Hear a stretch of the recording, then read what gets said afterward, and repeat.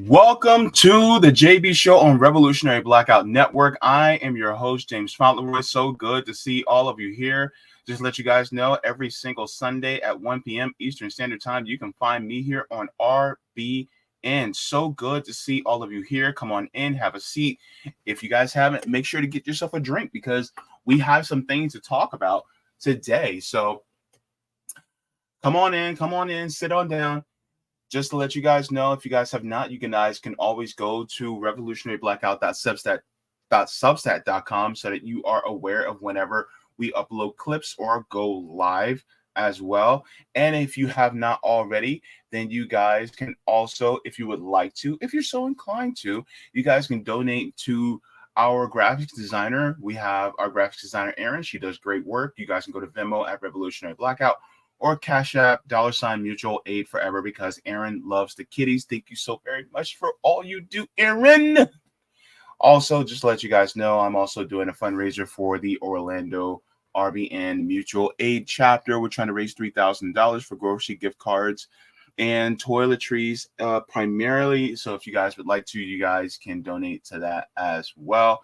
And if you guys don't want to be named, then just put anonymous in the notes section and I will be sure to keep you anonymous. But thank you so very much for that. As per usual, whenever I do go live, I want to say hello and salutations to all the beautiful people who make this channel possible.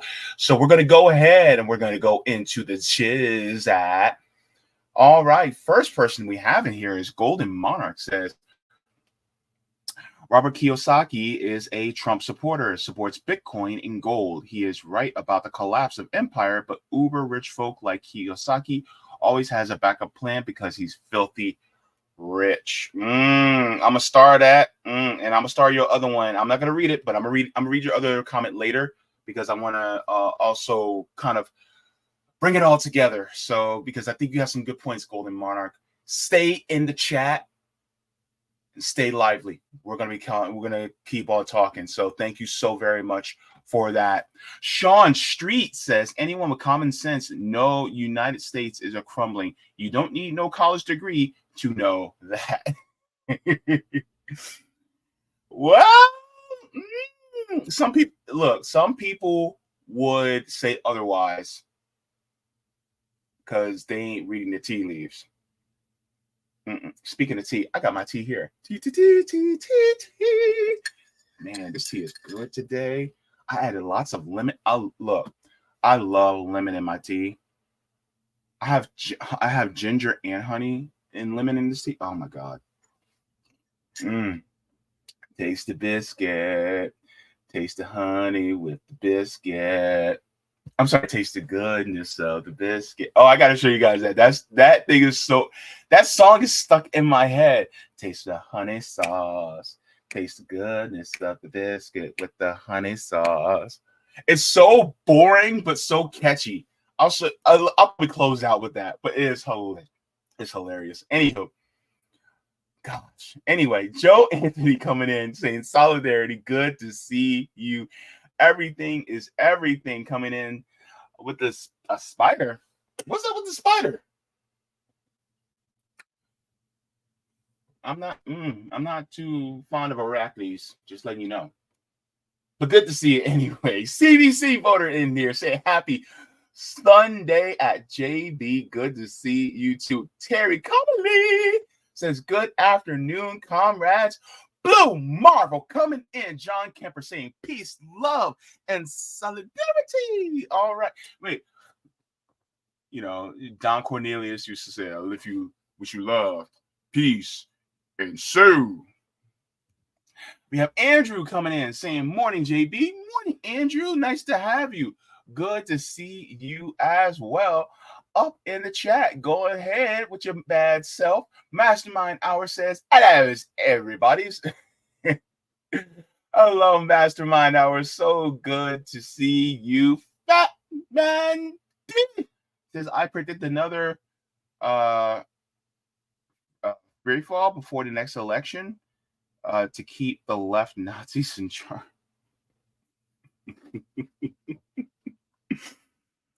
Oh God, I love this community. Gosh, Robbie Burns coming in. saying, supper. Good to see you. Is it time for supper? Never know. Andrew says, JB, have you ever had dandelion root and ginger tea? No, but I'm willing to try. I'm willing to try. Oh, I've had. Okay, this is from. Oh my God, what's the name of the brand? I think it's Sleepy Time. I think it's the same brand. It's not. No, Celestial. I think it's Celestial tea. They have this raspberry zinger tea. Oh, that stuff is so good. My God. And they put just a little bit of lemon in it. Oh, shiver me timbers. All right. Audra Walton says Robert Kiyosaki is a fraud and a grifter. Most people that are into finance and economy have been talking about this collapse for years. It just needed a catalyst. COVID met the description. Oh, let me start that. Let's come back to that comment a little bit later. All right, got some fire up in here. Oh, false flag. Okay. All right. Thank you so very much. I appreciate it for correcting me. Keystone says we're screwed. No two ways about it. Oh. Uh-oh. Yeah, we got some things to talk about. Rondo Ellisworth says, peace, peace, peace, fam. Good to see you, Rondo. Silver Surf. Oh, I love that name. Hold up.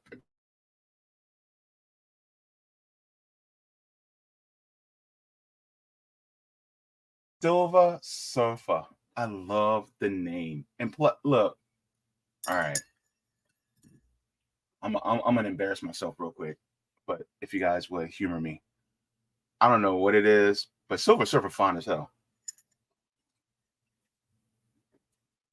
That's me being thirsty. Let me drink some more tea so I can quench my thirst. Sorry, but Norn Rad is rad. Anyway, Rick Solis coming in saying, hey, John, good to see all of you in here today. Today, what are we talking about? We're going to be getting into our stories for this afternoon. You guys are going to be very interested in it. We're at the end of an empire. This guy who is the author of the book Rich Dad, Poor Dad, what is he saying and what is he recommending? And I'm going to be pushing back against him and on a couple, well, at least on one point. So you guys take a look at that.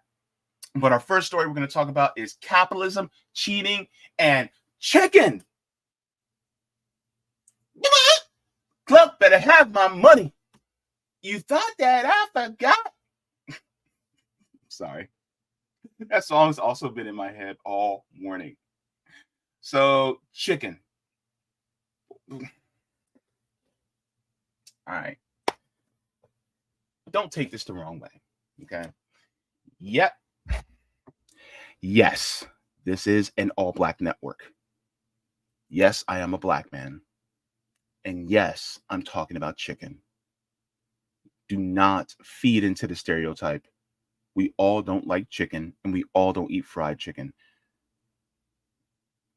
But yeah, chicken's damn good. So, a lot of people, they got screwed by the chicken companies. And so that's what happened. Oh, JB, how did this happen? Well, since you asked so nicely and you didn't twist my arm, I'm going to share my screen really quick because this happened. Let me see here. Let me share with y'all. If you guys have not already, I highly recommend that you guys, if you are on Twitter or on YouTube, like you are right now, or any other social media, if you guys can find More Perfect Union, please make sure to do so because they do great work. especially when it comes to how they talk about labor issues, especially how these corporations operate. So I highly recommend you guys do that. So we're going to go into this. So this is a thread from More Perfect Union. It says, breaking: the biggest chicken and tuna companies in the U.S. have been found guilty of price fixing. Say it ain't so. He says now thousands of people are getting paid with money recovered from the corporations. The state of Washington is using over $40 million to send checks to 402,200 households. Interesting. It says we've been following the story and the important work of AGOWA and holding these companies accountable. We'll get to the video in a second.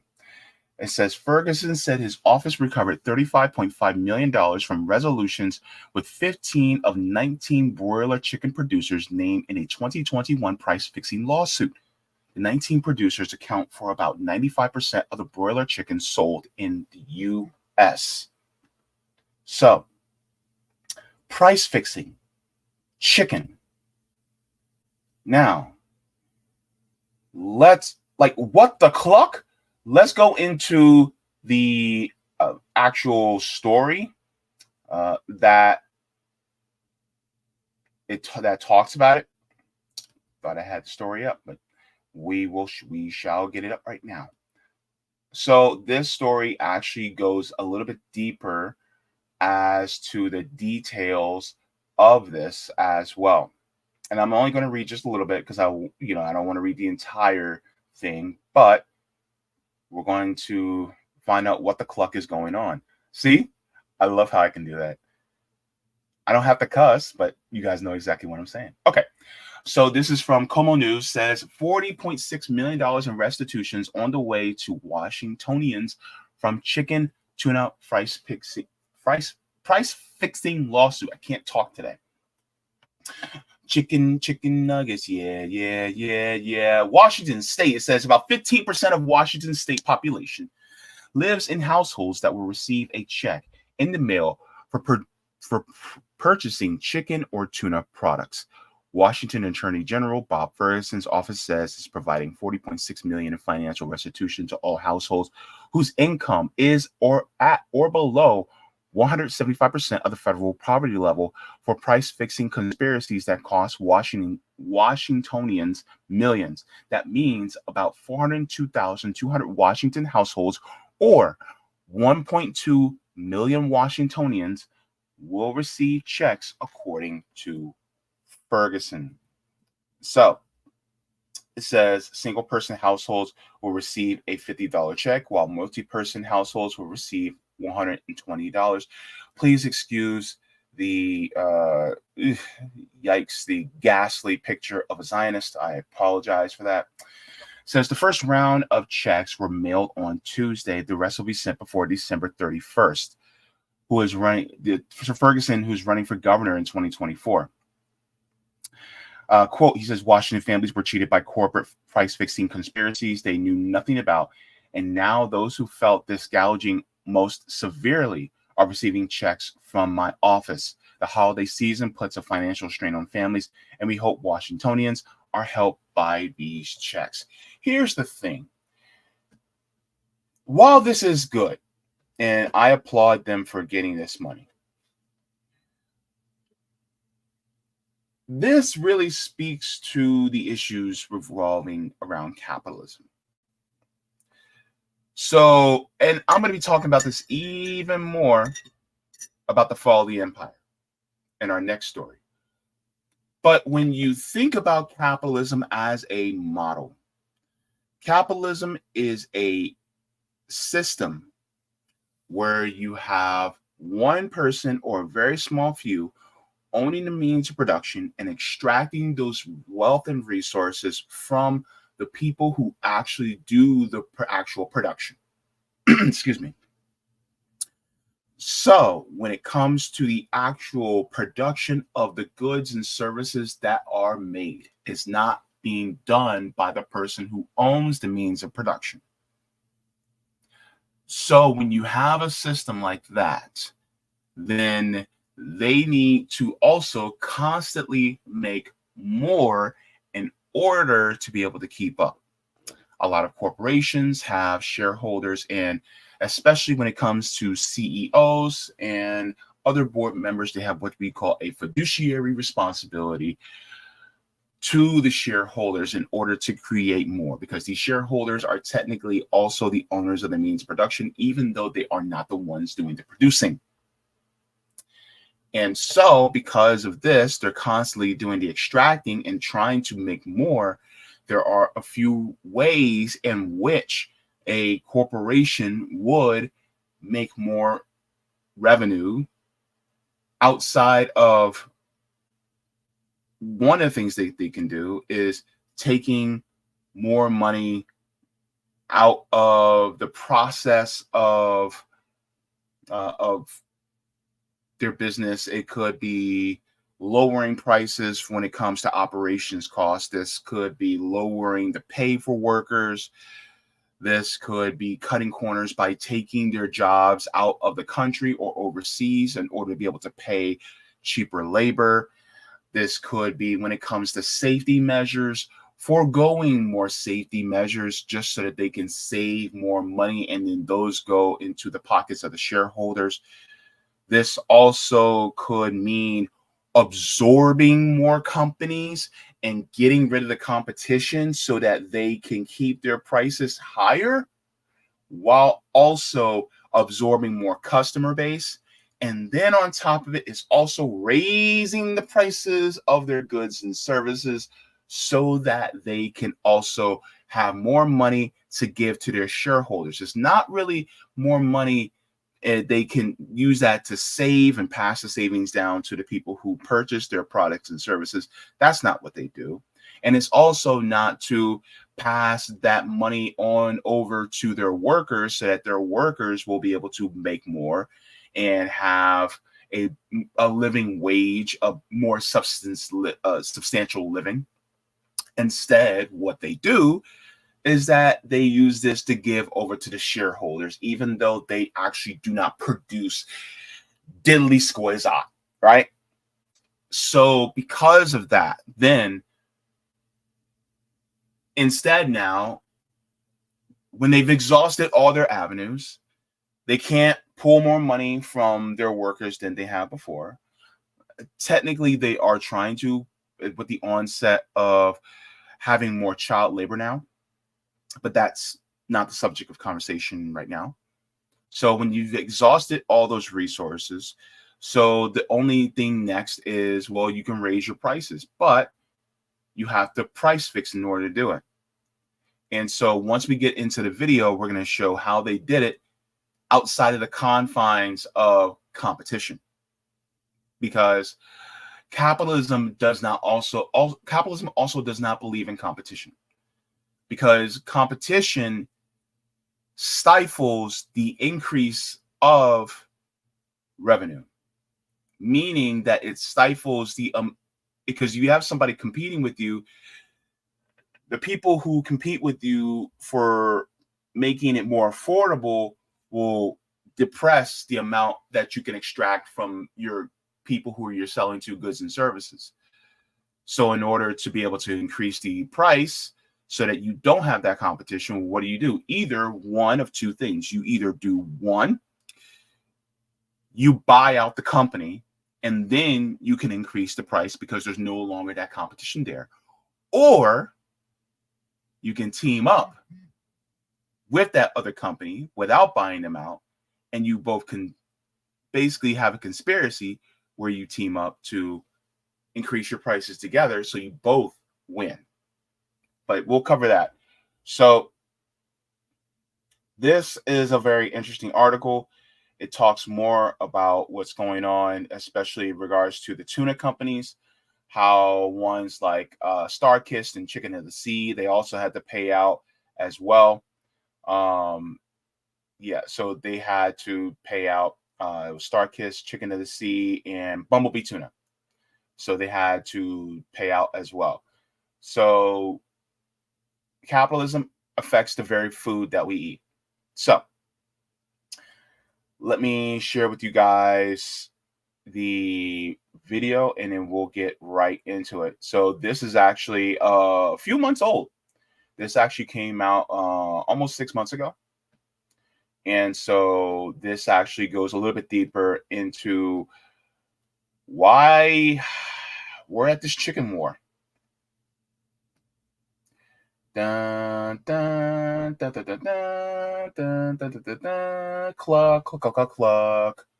If you've walked into a grocery store to buy chicken over recent years, you've probably been faced with sticker shock. And it's not just you. In May 2008, the average price of a pound of chicken was $1.19. In May 2023, that same chicken cost $1.92, a whopping 61% price increase, compared to inflation, which rose about 41% over the same period. And there's a big secret that big chicken corporations don't want you to know. They're in on it. We have seen a drastic change in the chicken market. What has happened is that a handful of companies have gone out and taken over the chicken market. Data, lawsuits, company documents, and private correspondences reveal that major poultry producers in the US conspired to artificially hike up prices for years. And for decades, these corporations have not been held accountable. Here's a look into a multi-million-dollar monopoly conspiracy and the fight to take big chicken down. One of the worst things that's happened in this country over the last 40 years is this laissez-faire attitude by our own government to turn their backs on antitrust or anti-monopoly enforcement. Over 100 years ago, this country faced abusive market power by the land barons, the big meat companies, and our country responded by passing strong antitrust laws.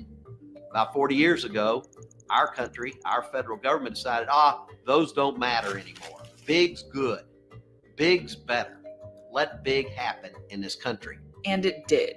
Over the past 50 years, the chicken industry has seen massive consolidation. The concentration of the top 4 poultry firms in the US grew from 17% in 1972 to a staggering 60% today.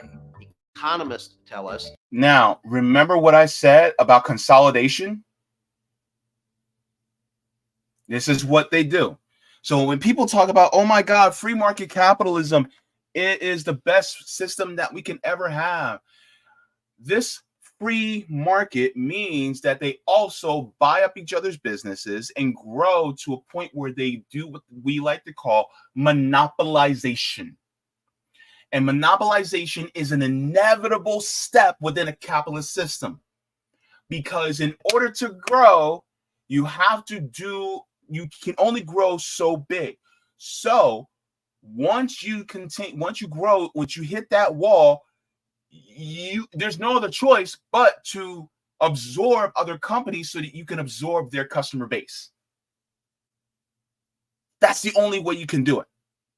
And so companies like Purdue, Sanderson Farms, Tyson Chicken, these companies literally had to eat up these smaller chicken farms and companies in order to grow to get as big as they are. And that's how it works. You cannot continuously be a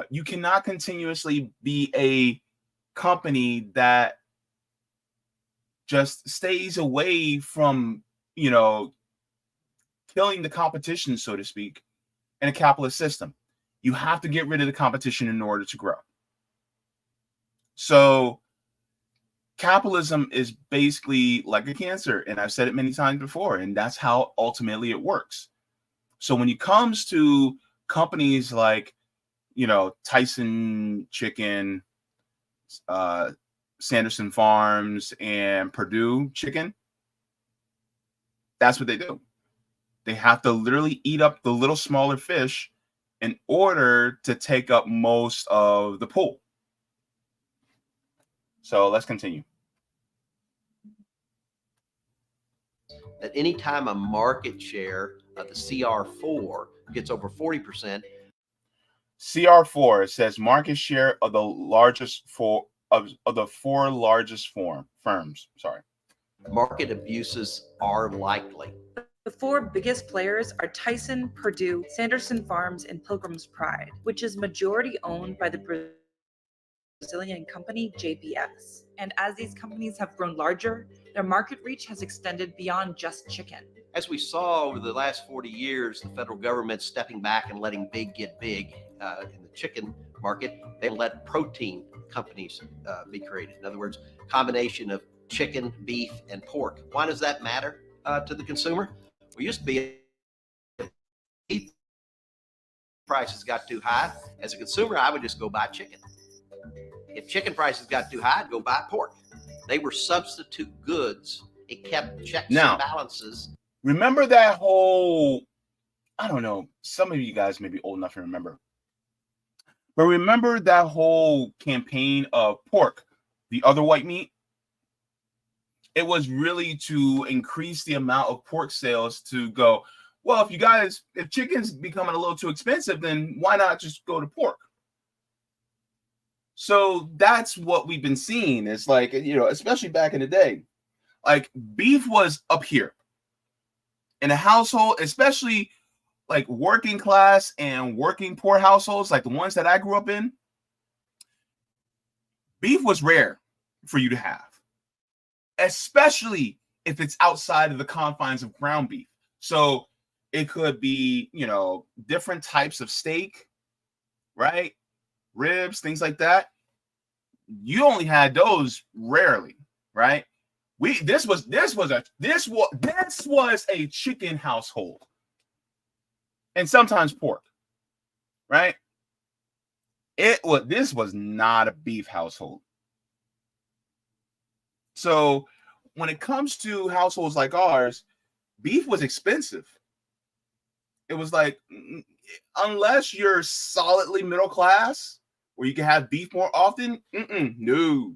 Beef was more a special occasion when steak went on sale. So if you couldn't afford beef, then it was chicken. And if you couldn't afford chicken, then it was pork. And why pork? Because there's a lot of people who don't eat pork, meaning that the demand is not that high for pork. The demand is definitely highest for chicken. Now, just to let you guys know, I actually did this Google search, and I just asked Google, I said, what's the biggest meat eaten in the United States? It says chicken. Globally, more than 50 billion chickens are farmed each year. And in the US, more than 8 billion are slaughtered for meat, making it the most popular meat in America in the past 50 years. Chicken consumption per capita in America has skyrocketed. Also, I would also like to say that the consumption of chicken skyrocketing is also commensurate with the amount of people when it comes to the inflation and the squeezing of people when it comes to us economically. We can't afford as much as we used to, so therefore we're choosing the cheaper meats because we're poorer. So while we still have beef being produced in huge amounts in this country, more of us can't afford it. So chicken is going up even more. On top of it, chicken is also seen as a more healthier option outside of beef because red meat is kind of synonymous with poorer health. So that is some of the reasons why the amount of chicken has gone up. But as we see here, these corporations with these shareholders and these CEOs have exacerbated that. Not exacerbated. They've took advantage of that by increasing the price fivefold for the price of chicken so that they can make more money. But in the end, we still get clucked. So let's continue. In place in a supply and demand model. Today, when Tyson or JBS owns all those protein sectors, then it's the same company and they're going to manipulate the price. This means that for consumers, there's an illusion of choice. during a pandemic. Grocery store shelves. So hang on, let's go back to that for a second, because I want you guys to see. Look, so Tyson is, of course, Tyson Chicken, but they also own Jimmy Dean Sausage, Hillshire Farm. So look, if I wanted to get some ham from Hillshire Farm, some sliced ham, well, that's owned by Tyson. So I'm no longer going away from Tyson to, let's say, Smithfield, because Smithfield produces pork. So now, instead, what I'm doing is I'm still giving money to a chicken producer, but they're no longer a chicken producer. They do all the meats, right? Ballpark. I don't know some of these. I know State Fair. They do hot dogs. Sara Lee makes bread and pies.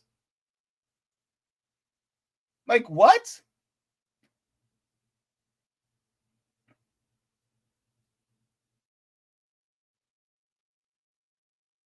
I'm looking for ones that I actually know of.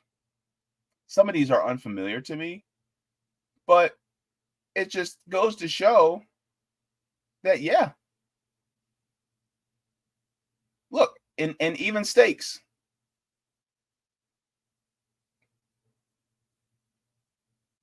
Oh, and way down here it says Original Philly Cheesesteak Company. Yeah. So yeah, when it comes to the consolidation, that's what they do. And for anybody that talks about they believe in free market capitalism, miss me with that bullshit. Since we're talking about meat, miss me with that bullshit. Because the ultimate goal is growth. And if the ultimate goal is growth, that means you have to take out the competition. Exhibit A. Let's continue.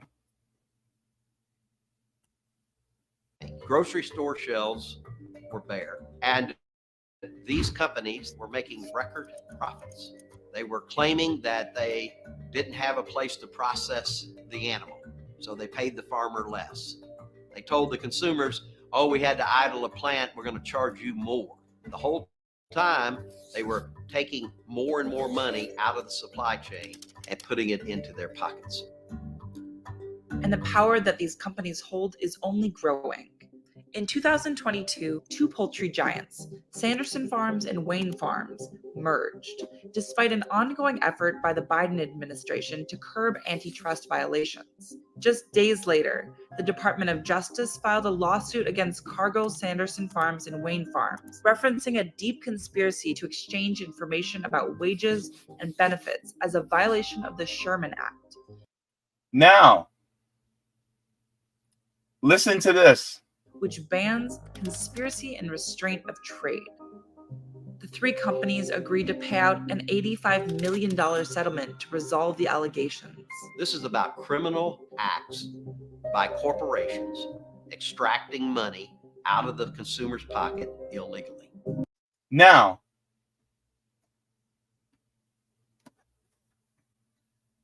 what did that quote that I've said before, I showed it before. If the punishment for a crime is to pay the fine, then it's really just a crime for the poor, not for the rich. You don't think those companies didn't calculate that, oh yeah, if the government finds out and if they tag us, then we're going to have to pay a settlement, but it's okay. We'll just pay the settlement and we still have our merger. So here's the crazy part, right? And people will say, well, Joe Biden, he tried to do antitrust laws and his administration went against them. Yeah, but is he breaking them up? Did he actually break up those companies?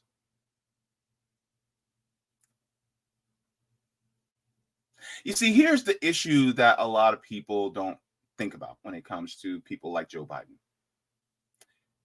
He will play like, oh, I care about antitrust laws and I care about competition in a free market society. No, he doesn't.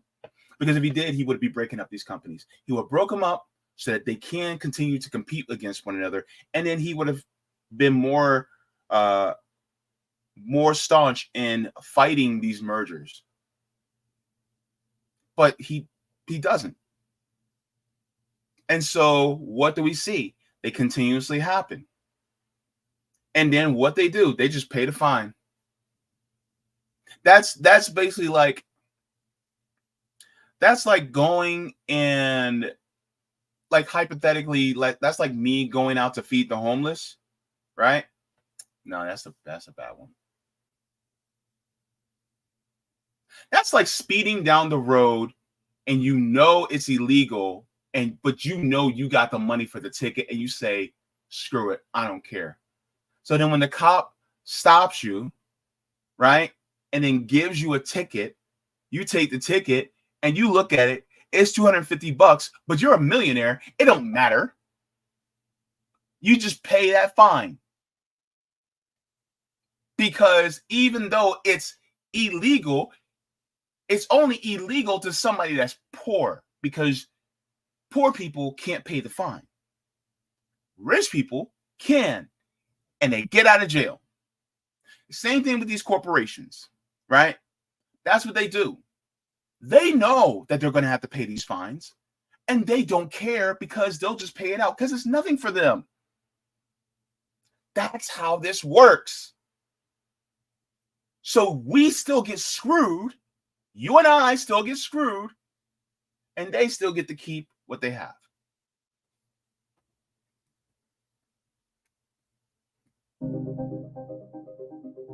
Following the DOJ suit, a number of states took action to fight against these price-fixing schemes. Alaska, New Mexico, and Washington have all filed lawsuits against major chicken producers. We filed a lawsuit because these companies were engaged in the kind of corporate activity that frankly drives people crazy. They were getting together and colluding over prices, specifically raising their prices together so they can make more of a profit, not have to compete with one another for prices. And we all not have to what? Not have to what? What did he say?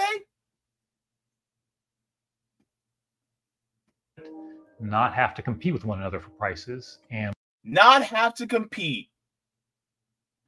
But JB, it's a part of a free market. Not if they don't want to compete. What is a free market if there is no competition? Capitalists don't like competition. They want a monopoly.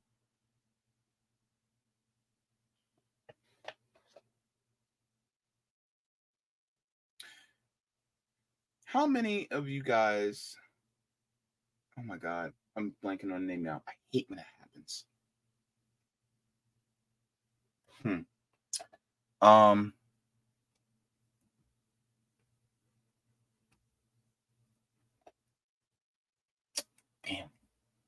I was thinking about a particular phone company. But anyways, but there were multiple cell companies back in the day that you could choose from. There was T-Mobile, Verizon, something cell. It was orange. I forget the name of it. If you guys in the comments, help me out. Oh my gosh. It started with a C. I can't remember. If you guys remember the name of it, I can't remember. But not Pac Bell. I forgot it was a cell phone. It was a cell phone company. It had a name. It had an orange logo. I think it started with C. I can't remember. Not Nextel. Nextel was one of them. Nextel was one of them, Keith. But it was a different one. No, not Consumer Cellular. Consumer Cellular is more for the older folks anyway. Screw Google says Sprint got gobbled up by Verizon. That's true. Oh my God. I forgot the name. But it was this, I'm talking about back in like 2003, 2002. That's what I'm talking about. But anywho's, you had multiple different ones that were in there. And so they got eaten up, and now all those companies got Singular. Yes. Singular. That's what it was. Yes. Remember Singular? Right? And that company got eaten up. I think it was by Sprint. I think it was. And so Singular got eaten up by Sprint. T-Mobile ate up Metro PCS. Right? Oh, wait, it did get eaten up by AT&T? Either way, it got eaten up, right? Metro PCS ate up, and then Cricket is through AT&T. So, there's no actual real competition. It's just like the big three now. Like you have Verizon, T-Mobile, Sprint. And they all work together in tandem to keep their prices at a certain level. And they all have a more lower cost option, which is Cricket, Metro PCS, and Boost. So these companies are owned by the bigger companies. So they have their regular options and their lower cost options. But there is no real competition. Same thing with the poultry companies. So that is really what it is. Brixley says track phone is Verizon now. See exactly what I mean. Rome, are you trying to get on the stream right now? I was just waiting for you to get done. What's going on? Good to see you, man. Yeah, I was about to. I'm really. I just got up. I ain't gonna lie. I had a long ass day yesterday. Just heading back to the library. I had got a donation, so it was good enough for me to go get a second treatment for the mold. So I'm about to be back in there. All right, cool. Yeah, so right now we're continuing to talk about what's going on as far as these chicken companies, and so it is ridiculous where these chicken companies have actually overcharged and are overpricing people just to just for us to feed ourselves. They do price fixing. They've been found out to be doing price fixing. So yeah, it's just like with Walmart. With the I learned that myself. When you look at the you pay by the pound on your meat and whatnot, and if you go to the self checkout, it's never the same. Of what they saying is on the price. What they saying is on the package of the meat. You might buy a 7-pound package of chicken, and it come up to 12 pounds on the self checkout, and people might think, oh, that's not nothing but shit. Thousands of people come in that motherfucker a day. That shit adds up, So that's how they get. It's not about stealing. If you steal big one time, you can only steal big that one time. But if you take little by little, people won't notice it until shit started. Like, oh, whoa, And that's where we at today. They've been nipping at us for generations now. Absolutely. So, yeah, let's continue to see the rest of this.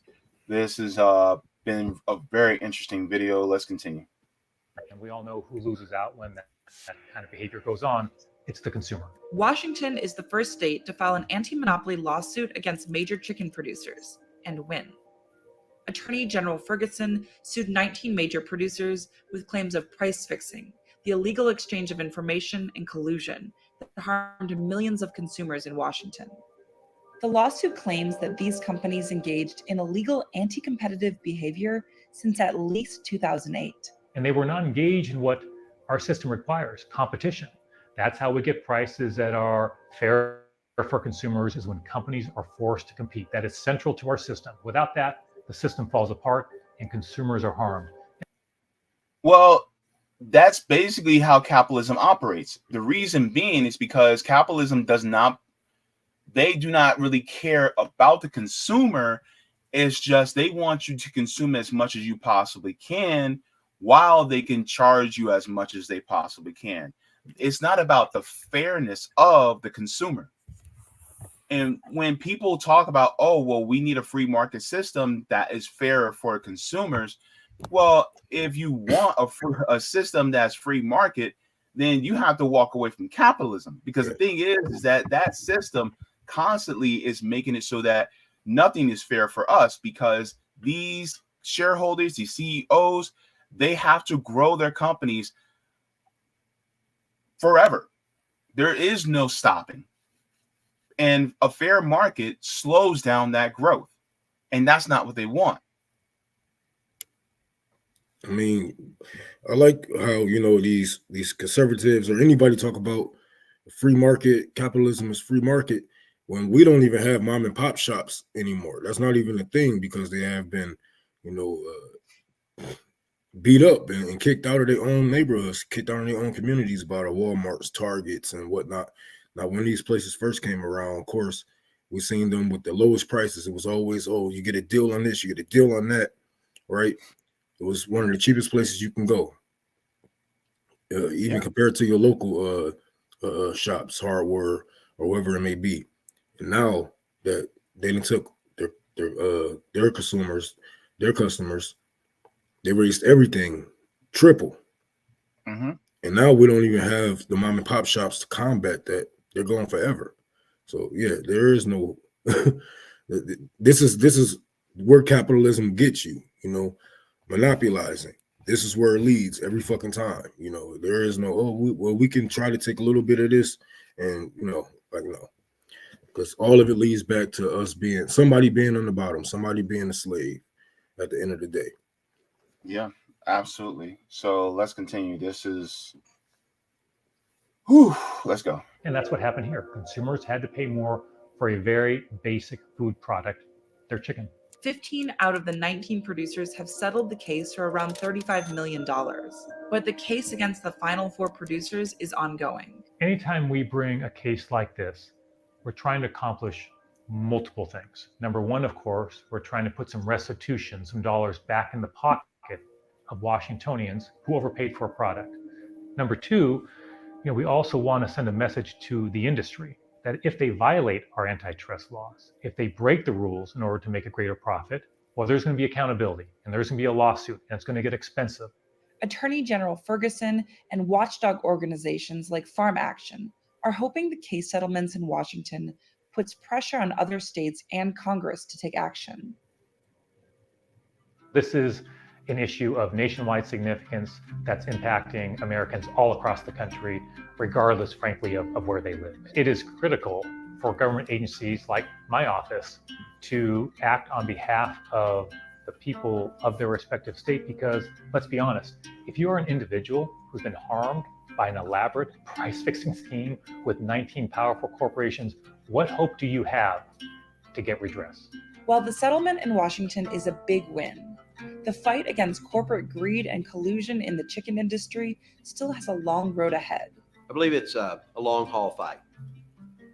I do believe that these states' attorney generals, the DOJ with the criminal case, we've really moved forward. This problem has been around for really 40 years. And to see this much activity over the last 2 years is very encouraging. We would look to Congress to step up the pace of passing legislation, to strengthen those current antitrust laws, to increase the penalties that companies can pay, and to require those companies to be reviewed by DOJ. We do think ultimately Congress needs to act.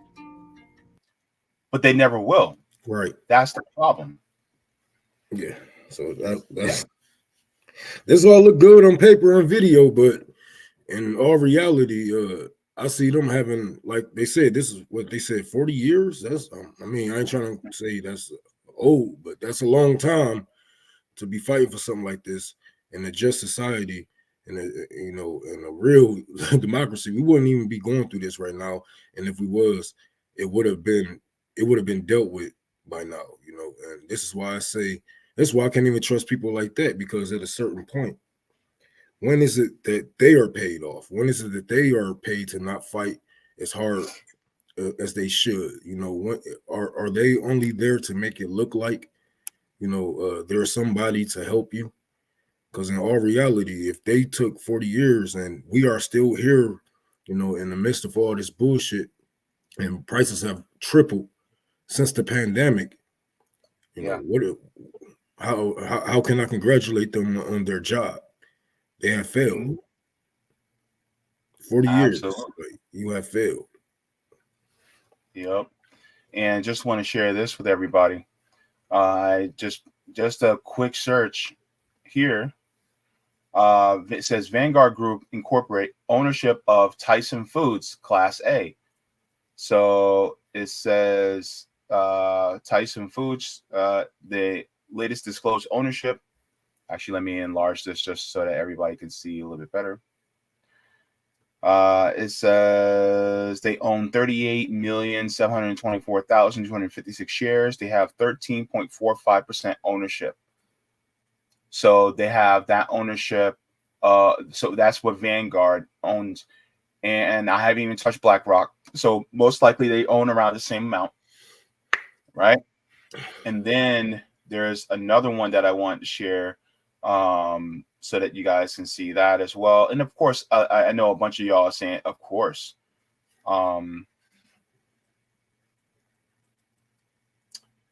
me see. And then here's one about, this is out of Harvard, talking about BlackRock and the curious case of the poultry farmer. It says Laurel, Mississippi, a little-known poultry processing company, Sanderson Farms, held its general annual meeting. On the proxy statement that day was a shareholder resolution requesting that the company publicly support climate-related water risk to business according to Sustainability Accounting Standards Boards. Sanderson board stood against the resolution, urging shareholders to reject it.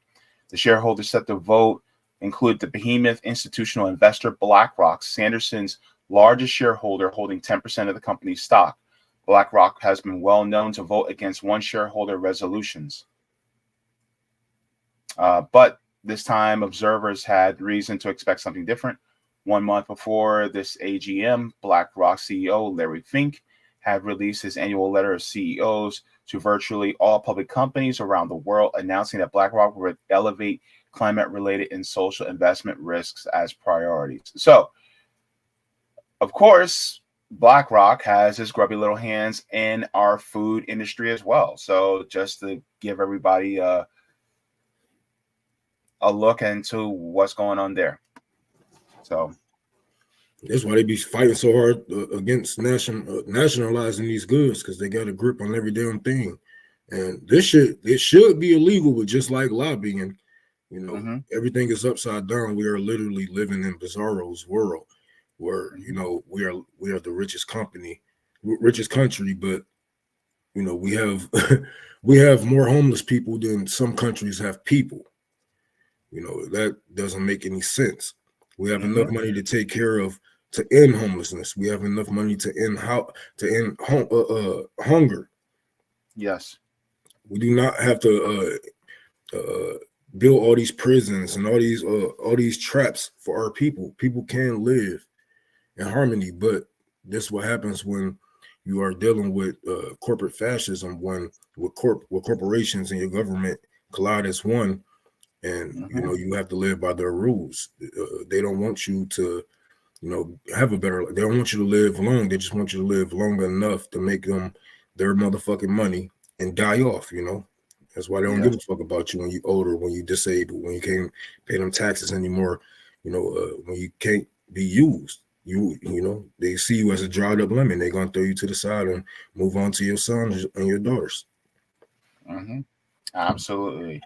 And so when it comes to things like this, a lot of times people go, well, what's the answer, Jaybe? Because this is the problem. We all know this is the problem, but is there any type of answer into how we can change the system? So there are two different things that you can do. There's things that you could probably do individually, but we all know that individual actions do not fix systemic problems. So these are things that you can do yourself, but also I'm also going to get into what we can do so that we can change things systemically as well. So just going to share my screen really quick with this. This is a site that I found. It's called farmversusfactory.org. So it says, want to know what happens on the farms that produce your food, from animals to crops to the entire food system? Take a tour with Farm versus Factory to explore the differences between sustainable farming and industrial agriculture. So this actually talks about, so starting here, it says pasture raised versus extreme confinement. We're going to start off with extreme confinement. It says animals are closely confined in crowded, stressful conditions, often in their own waste. Most animals are raised indoors and never touch bare earth or see the light of day.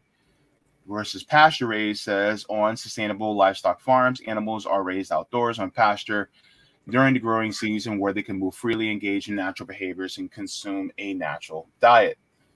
So then it goes to environmental impacts. It goes between environmental degradation, and then you also have environmental stewardship. So are you eating from farms that also provide that?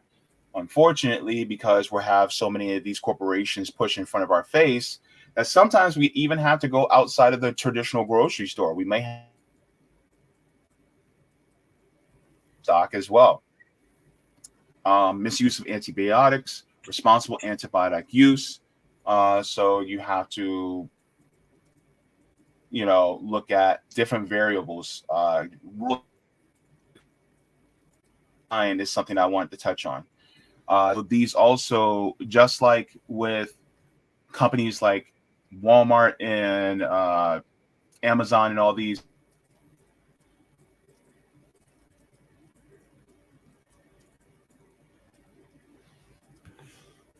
JB, you're breaking up. I'm sorry? You just broke up for a bit. Oh, I'm sorry. So what happens when people who are, and the only game in town, like a big corporation, like a Walmart or Amazon, leave, then what happens to them? And so what if Tyson Farms suddenly leave that particular area and they take all their stuff with them? Like, what is a farmer to do? So it says rural decline. It says factory farms damage the environment, threaten public health, and degrade surrounding communities by causing depopulation, lowered land values, and depressed local economy. Neighbors endure overwhelming odors, risk of infectious disease, and inability to enjoy time outdoors. Versus vibrant communities says sustainable farms safeguard the environment, preserve wildlife habitats, bolster local economies, and provide good jobs.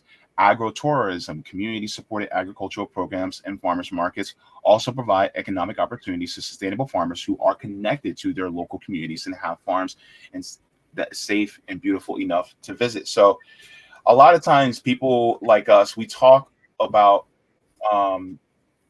really just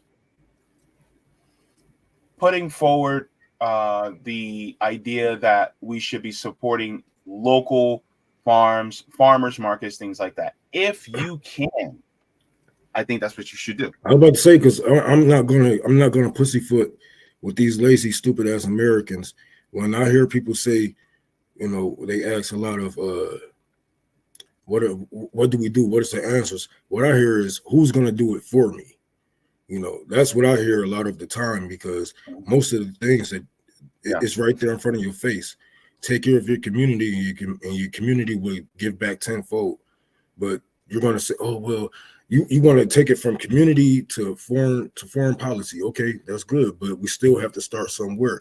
And if your community doesn't know, any gardening, doesn't even know what's going on in Palestine, then shit, you're going to be at ground zero forever. But if you don't start, at least where if you know how to fix houses around, go around and ask the people who got, who need help with their house, and you ain't got to fix everything. Just a toilet, a light, whatever the fuck it may be. Start in your community, and then you move up. Your people will give you a pedestal or a soapbox that you need to speak to the other masses from. But other than that, I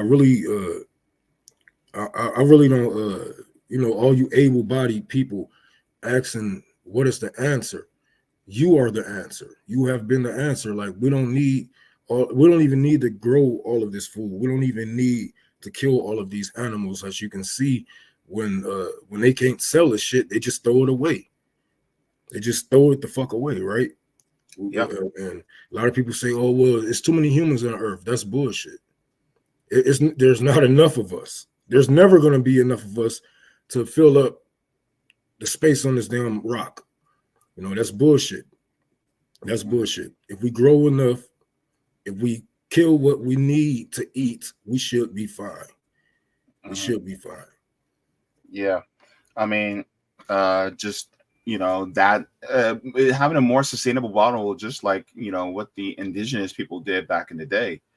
I mean, they utilized the entire buffalo whenever they, slaughtered a buffalo. But my thing is that it's on top of, if you can't find, because a lot of us, like people like myself, we ain't got no farmers markets in the hood.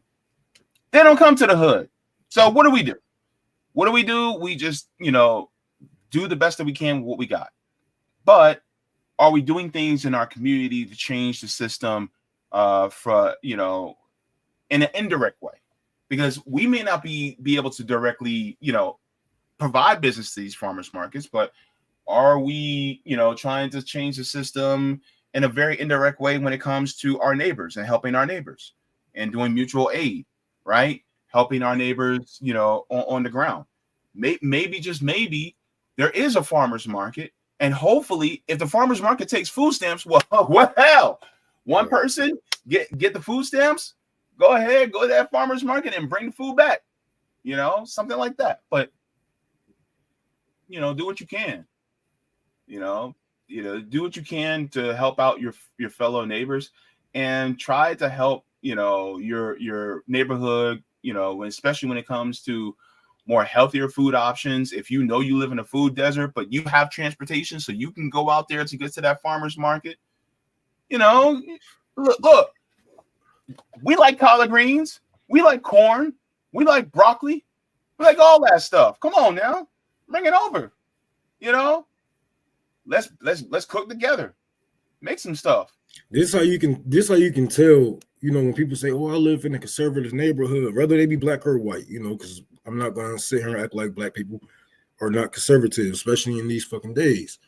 Dude, you are what you are around, right?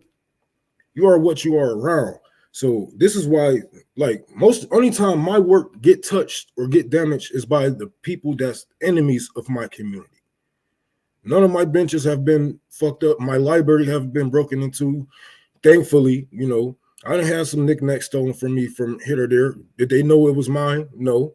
But anything that you see with a hammer and sickle on, you see is red and black or got something to do with socialism, communism, the people of the neighborhood is going to see and be like, oh, that's wrong shit. That's wrong shit. Even if I don't agree with this nigga, it's for us. And that's how you can tell people not actually a part of their community. They just a part of their community. It's just numbers. It's just another nigga going back and forth to work. Because if you had a good grip, not even saying you have to radicalize all your people, no, but they have to know where you're coming from. And this is why, this is why people just be stuck. Well, I got all these Trump supporters around me. Well, shit, be the biggest motherfucking tanky ever. And then how you gonna be a communist and blah blah? Well, show them the communist way. Feed them, help them out when they need it. Help the people out around you. And every time that they see you, you got shiny things in your hand for the people. Nothing is free, of course. It's all propaganda, but it's good propaganda to get your community together, because now you have Trump supporters who have the same class issues as you. See you taking care of your community that they stay in, and they like, okay, well, how can we do this together? How can we bring some, even if we have different, whatever it may be, we still live in the same community. Our kids go to the same school. We got to go to the same fucking gas station, grocery stores, whatever it may be. Hey, look, we got to do something about this. No matter what we believe in, we're going to have to put our differences aside. But y'all going to have to get the fuck up out your seats. Yeah, it's going to be a fucking long run, but at least it'll be yours. It's going to be hard to build, but at least it'll be yours. You don't have to answer to nobody. You don't have to wait for a president or go through all these fucking channels to talk to a leader. If you need somebody to check your damn self, but get outside. Get outside and talk to your people, and they will come to you for education. They will come to you for education because education is one of the things that we have been deprived from as Americans, especially millennials, the no child left behind motherfuckers. Yes, because even the gangbangers come to me, Bloods, Crips, GDs, Vice Lords. They want to do something different for their community because they know we are only here because our people were revolutionaries before the FBI and the CIA has thrown drugs and money in between us and gave us guns and told us each other was our enemies. But now we have people moving different. Shit, you can't even tell a gangbanger nowadays because the nigga don't even have on his colors, but we know who's who. And we can all coexist. And if we can do this, y'all can do it. Y'all motherfuckers ain't sell your souls to no motherfucking gang or no shit like that. And if they can do it, you can too. You can talk to your fucking Trump supporters. If I can talk to a fucking Blood and I'm GD, if I can talk to a Vice Lord and I'm GD, you can talk to a Trump supporter. Like, yeah, your Trump supporter wants you dead, but a gangbanger will really kill you himself, nigga. He don't need no laws. Yeah. So my thing is like inspire others to class consciousness through your actions. That's basically what it is. You know, actions speak louder than words because you can talk about socialism all day until you actually act it. But basically, I'm summing up what Rome just said. Right, because everybody always, I'm this, I'm that. Okay, where's your work? And then they're like, oh, it's not all about this. Oh, you only saying that because you do this and that. Like at a certain point, dude. Like I just want the basics. Like what you like reading books or something. You know what I'm saying? Show old pictures. A picture a couple years ago, you handing out some shit.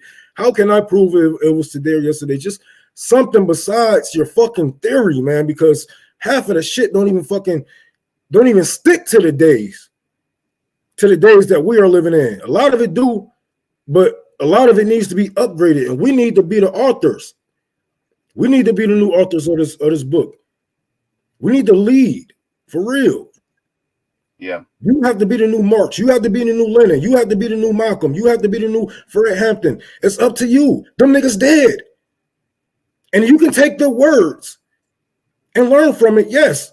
But you have to learn off of it also, and you have to go off of the nest. You know, even birds get pushed off of the nest from fucking time to time. Yeah, definitely. So that was that story. Let me go to the chat. But before I do that, if you guys have not, you guys can go to our Substack at revolutionaryblackout.substack.com. So you guys are aware of whenever we have email notifications so that you guys can be aware when we have uploads or we have any live streams, like for instance, this one. If you guys have not also, then you guys can also contribute to our fundraiser for our graphics designer, Erin. She does great work. You guys go to Venmo at Revolutionary Blackout or Cash App, $Mutual Aid Forever. And also just to let you guys know, we're doing a fundraiser for our Orlando Mutual Aid chapter. So if you guys would like to, you guys can donate at $Orlando RBN on Cash App for us to raise for grocery carts and toiletries primarily. We're trying to raise $3,000. And so we're doing that as we speak. So thank you so very much for all of you for that as well. Your ass up and get off the ground since you had get on that motherfucker. Told you that shit get addictive after a while. You like, okay, let me get back out here. Yeah. We're trying, man. We're trying to get out there on the ground, man, do more, because it's like once you see people suffering, it's like, damn, I got to get back out there. Yep. Do what you can while you can, man. If you can do it, shit, nigga. I don't like this. Why I don't really hold nobody. Everybody, I got people with disabilities in my family. They come out, they help me during the giveaways and stuff like that. A lot of people just have excuses. I have multiple excuses myself. You know, my back hurts sometimes. I got cycle problems. You know, something wrong with my brain. Doctors say whatever it may be, but they don't stop me from reaching back and giving back to the people, because I remember being there. I remember sleeping in the winter in the cold outside. I remember those days, you know. And sometimes you got to picture yourself there. You can't just look at a homeless person or somebody that's down there. Look, you have to remember that you guys aren't that far apart. If you can see them, then you guys aren't that far apart. So picture you in their shoes. What would you want somebody to do if you were sleeping out in the cold? Would you want somebody to stop, at least just stop and ask, are you fine? Is everything okay? You know, even if you don't have any solutions, no money, no blanket, no coat for me, check up on them. Picture yourself, because it could be you. It could be. Yep, definitely. So we have Griff the Magician says, JB, you said capitalism is Majin Buu wants to go. Spot on. I did. That motherfucker took out everything. He ain't even die. He still went to heaven and hell and went and beat everybody ass. What you have? God damn. Anyway, so DC said, fun fact, AT&T owns CNN, MSNBC equals Comcast, ABC News equals Disney. Absolutely, yeah. I know they own them. Yep. Frank Johnson, thank you so much for the super chat. He says, they never go to jail, and we end up eating crap that runs our pressure up. Damn it. Yeah, it's true. We end up with high blood pressure. I am a 46-year-old man who just had a stroke. Oh, damn, man. I'm so sorry. You okay? You okay now, Frank? Shit. You can't just drop a bomb like that. Like, I'm out. Oh, man. Yeah, now I'm gonna be looking out for you, man. Frank, let me know if you're okay, man. Mm-hmm. Don't scare me like that. Damn. I wishing you good health for the rest of your life, man. For real. I wish your illness on the capitalists. Yeah. Frank Johnson said, and I was told a few weeks before during the checkup with the Blue Cross not to worry about it if they told me I had arthritis and pre-diabetes. Damn. The fuck? Nah, man. You need a lawyer or something. Yeah, man. These companies trying to kill us, man. That don't even sound right. Yeah, I'll be in a fucking liquor store talking shit like, man, look at this big ass Reese's. They basically telling you, hurry up and die. Yep.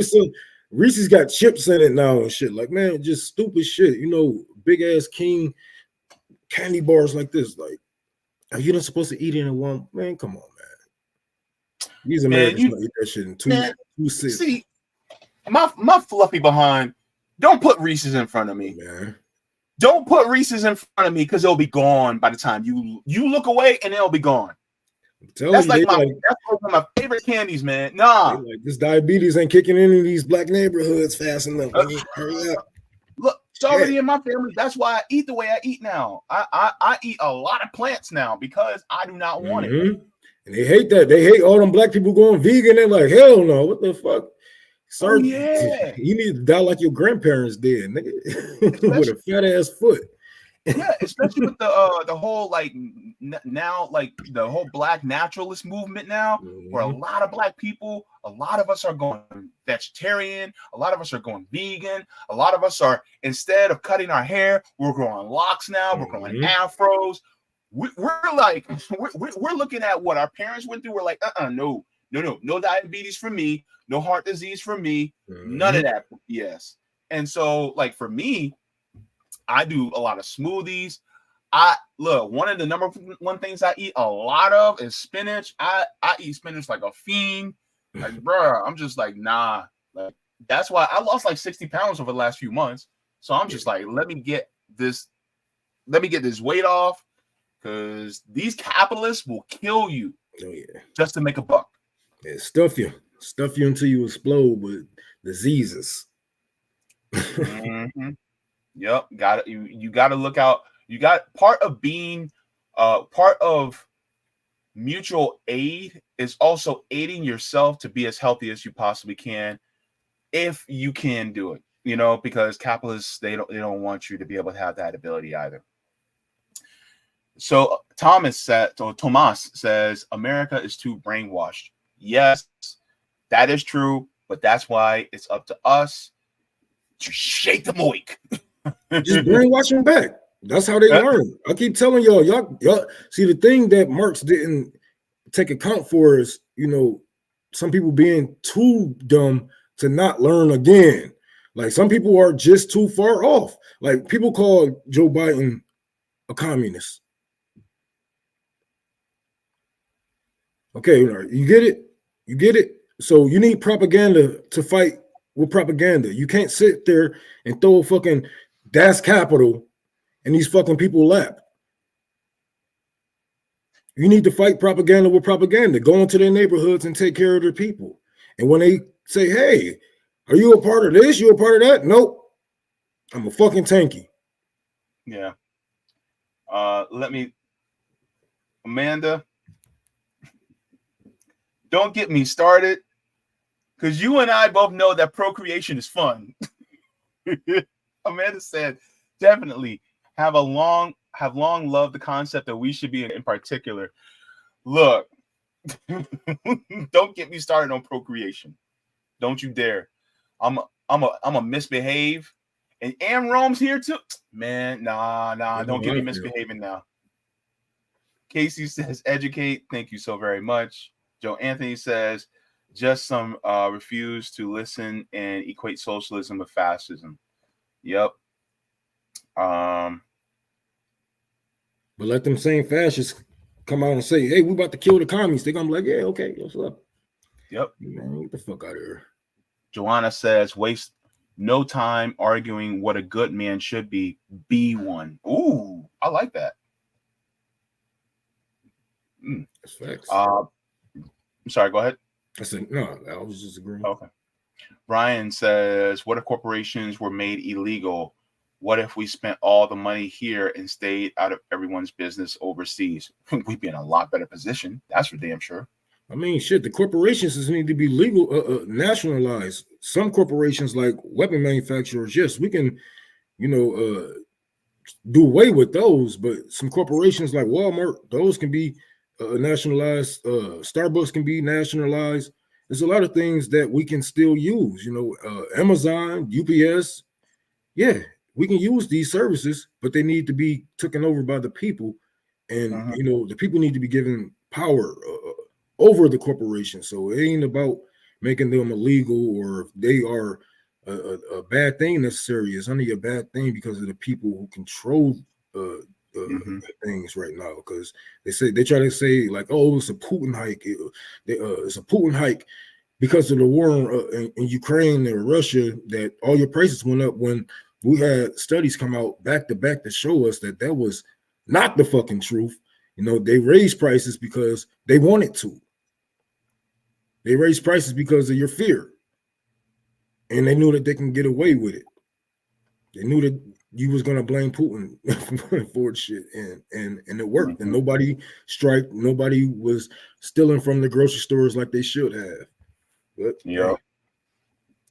Hey, Rome, give a shout out to KD. He's part of the Orlando chapter, man. What's going on, K? Oh yeah, I'm gonna be back down there pretty soon. So I'm gonna be down there to tap in with y'all. Yeah, he's doing big things, man. I'm proud of him. So next time you come down, you guys got to meet. This I found interesting. Asaruptus says the author of Dragon Ball Z, Dragon Ball said that Frieza was inspired by landlords because he said they were one of the lowest people. Toriyama, man, you gotta love that man. Oh, yeah. And you know what's so crazy? He do own like most of the universe. So yeah, he didn't pay for none of that shit. Yeah.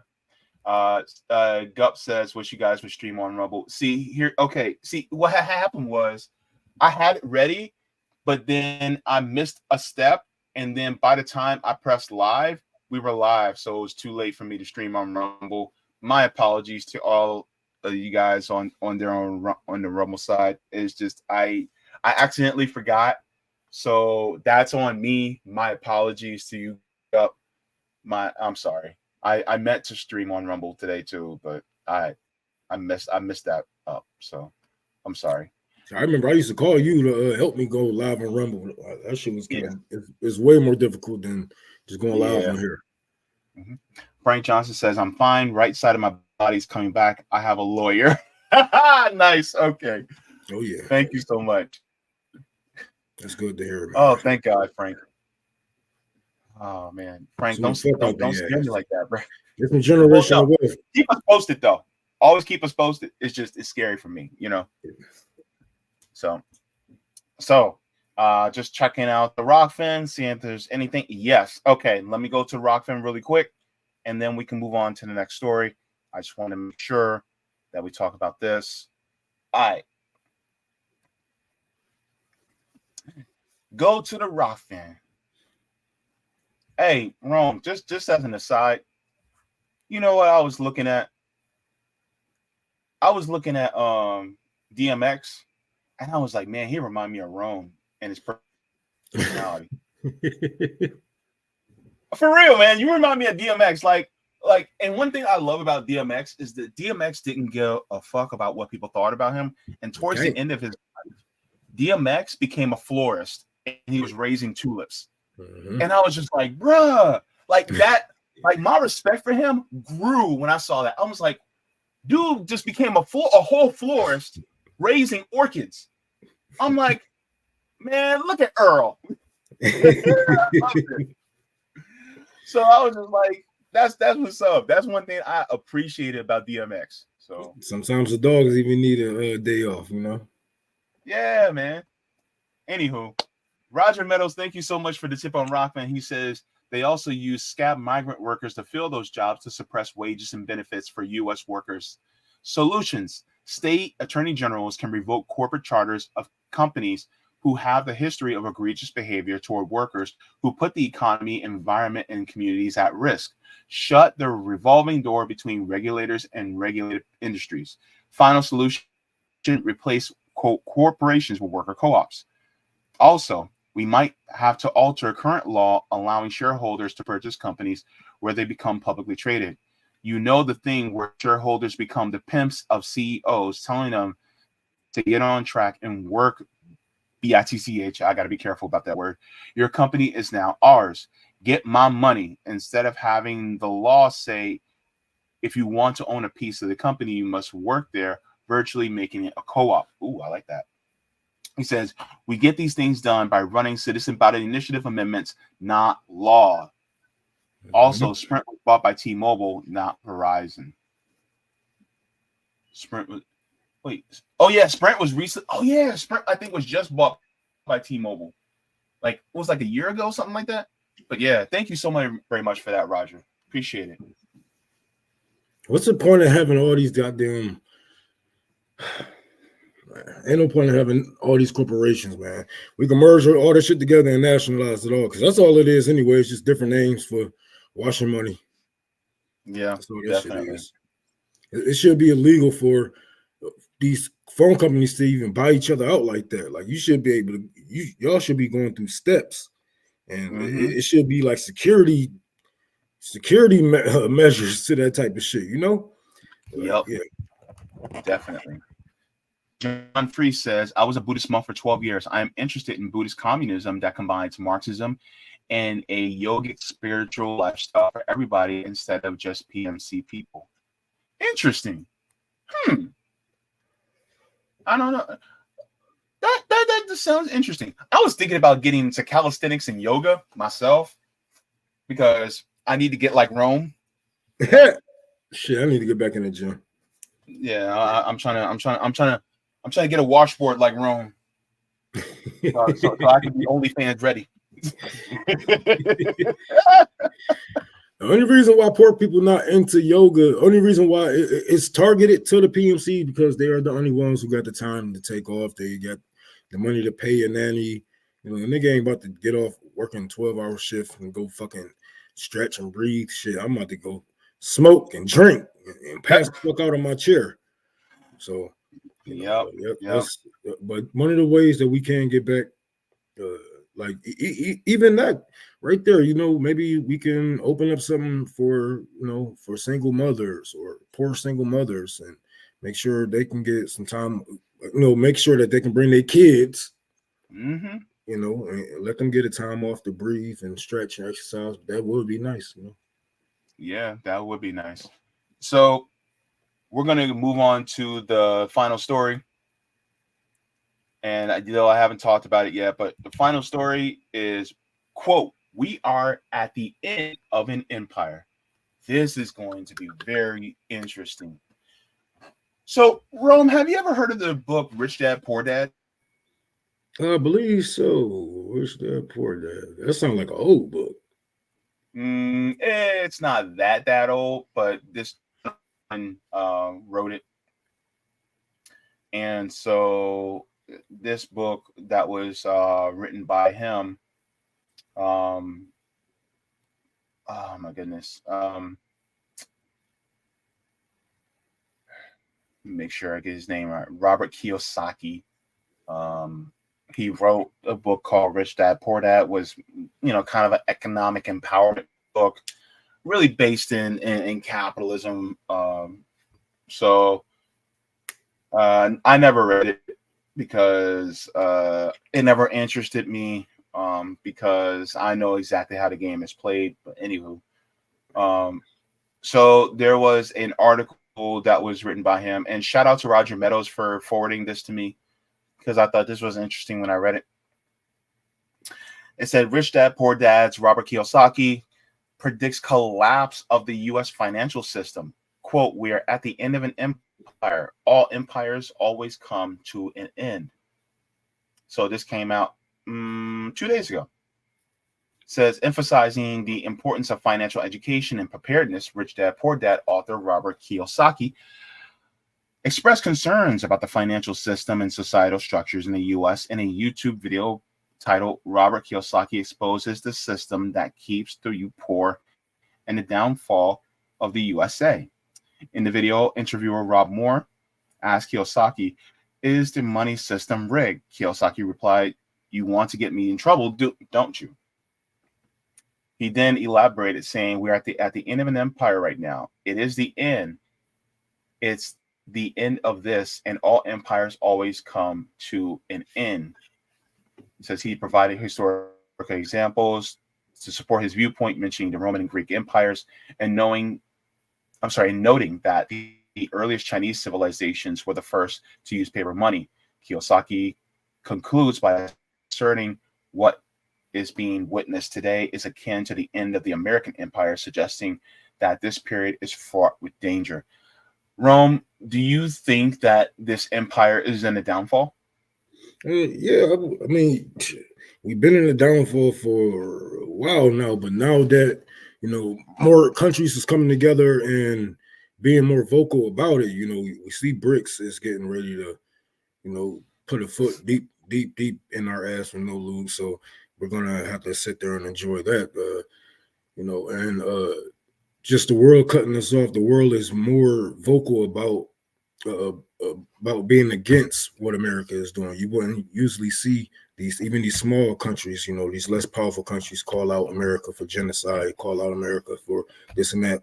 But that's because they know that America is getting ready to fall. They can see, you know, it's all proof is in the pudding, but the citizens of America, you know, we don't have the information. Well, we do, but a lot of us don't have the information that these other world leaders have. They know that, you know, China and Russia is the big dogs right now, and, you know, a lot of countries in Africa is getting their shit together, pushing out, you know, these colonizers out of their, you know, out of their countries and whatnot. A lot of these countries getting their shit together, and it's going to be bad for America once they start to actually control their own resources and get a hold on it and stop the big bad wolf from coming and huffing and puffing. So yeah. Hey, Rome, you want to laugh real quick? what? I'm gonna show you something funny. This person says your anger is caused by jealousy, your envy, the success of Western civilization. Is that a Twitch sound? Is that Twitch? Yeah, we on Twitch. Oh man, of course, some fucking stupid white boy. Wait. The person said you're just mad that the USA kicks ass. What wars have we won? I mean, if you want to say kick ass, I mean, yeah, we throw a couple of hands and then we run. You know, y'all lost Afghanistan. You lost almost every war that you have been a part of. You know, if anything, all you guys are good for is being bullied, stealing resources, whatnot. That's easy to do, you know. But really taking over a big country, I don't even think y'all can take Iran right now, Iraq. So yeah. You know, we don't hate America because America kick ass. We hate America because it's ass, and you know, for you guys to be so prideful of a country that's the richest country in the world, but you can walk outside and see homeless people on the streets. That the same homeless person that you probably talk shit about was probably a veteran that you had thanked for his service or her service when they had that motherfucking uniform on.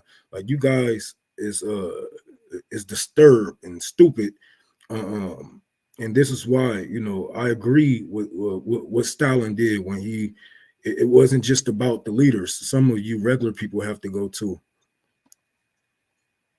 Cottonmouth, shut up. You're the one that's watching us and wasting your time watching us anyway.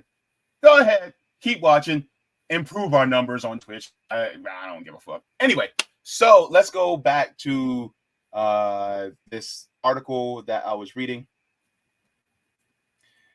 So as we continue, he's probably still screaming in the chat.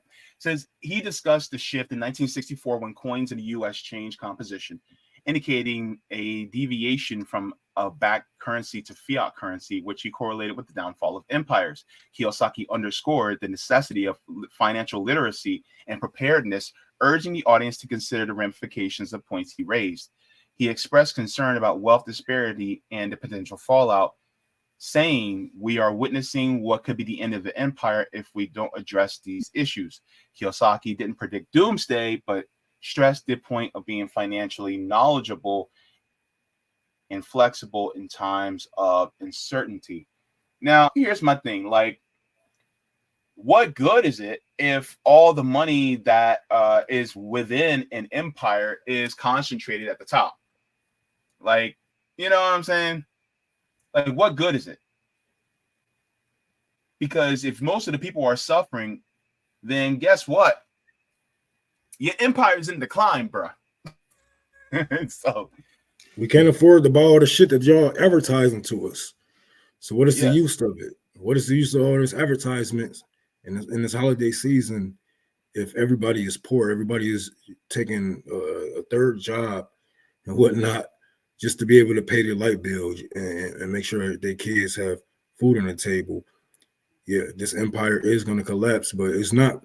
It's going to be one of the hardest collapse that we've seen in history because of what we are doing across the world. You know, and it's going to hit us hard once we are.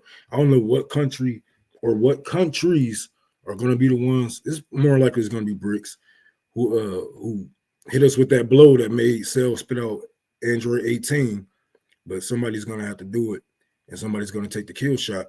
And once we are weakened, countries across the world, from the poorest countries of Yemen to even some people that used to be our allies like Saudi Arabia, they will be there to kick us while we down. They will be there to steal resources. They will be here to, you know, start conflict in between us. They will put money in between civil wars and on this land or whatnot. Everybody will be here to make sure that America stays down once we are down. Trust and believe it. Yep. So he gives a suggestion, and I'm just like, financial literacy. Like, that's okay. He said Kiyosaki touched on the role of debt and wealth creation, contrasting the perspective of average people with those of real estate investors like himself and former President Donald Trump. He pointed out how leveraging debt has facilitated wealth accumulation for some, while others adhering to traditional financial advice find themselves struggling. Addressing global issues, Kiyosaki reflected on geopolitical tensions and the shifts to the global economic landscape, including the rise of China and the potential consequences of the U.S. losing its status as a dominant economic power. The video also concludes with Kiyosaki anecdotes and opinions on topics ranging from sports to politics. Oh gosh, here's the point. This is yikes. He says he emphasized the importance of understanding the changing nature of money and investing in assets like gold and silver instead of relying solely on fiat currency. Mm-hmm. What good is investing in gold and silver for the average person like you and me? It's for them. We're just gonna give them money. Because I can't afford no gold block. Like, how many of us can just buy gold? I got like 2 friends that maybe can do some shit like that. Maybe. And then if you really want to be able to afford to buy it, then what do you have to do?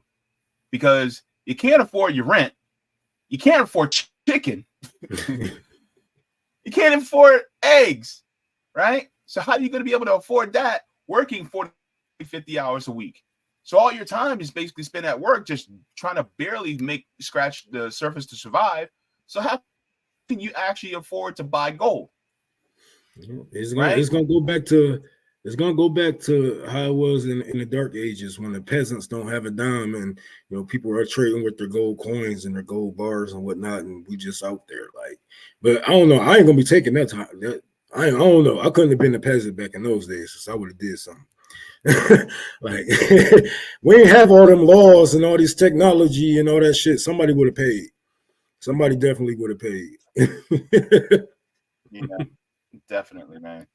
So that's what people like this gentleman is saying, which is like, oh, well, just invest in gold and other commodities. Like they should have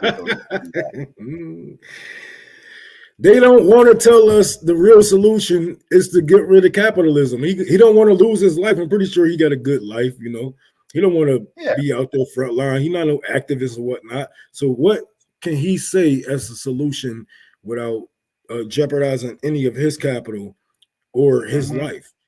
This is what all these PMCs do. They bitch and complain, and yeah, we on your side. We see your struggles, but when it comes to real solutions, they like, oh well. No, because real solutions means that everybody has a standard of living where all their material conditions and needs are met.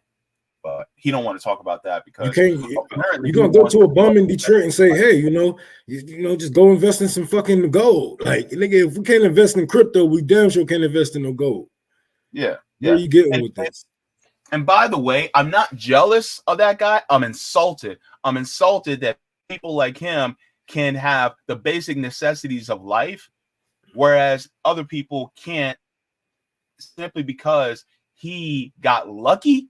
And also, people like him probably also had a decent economic base from when he was little. Oh, yeah. And people are like, well, he was an immigrant and he came here.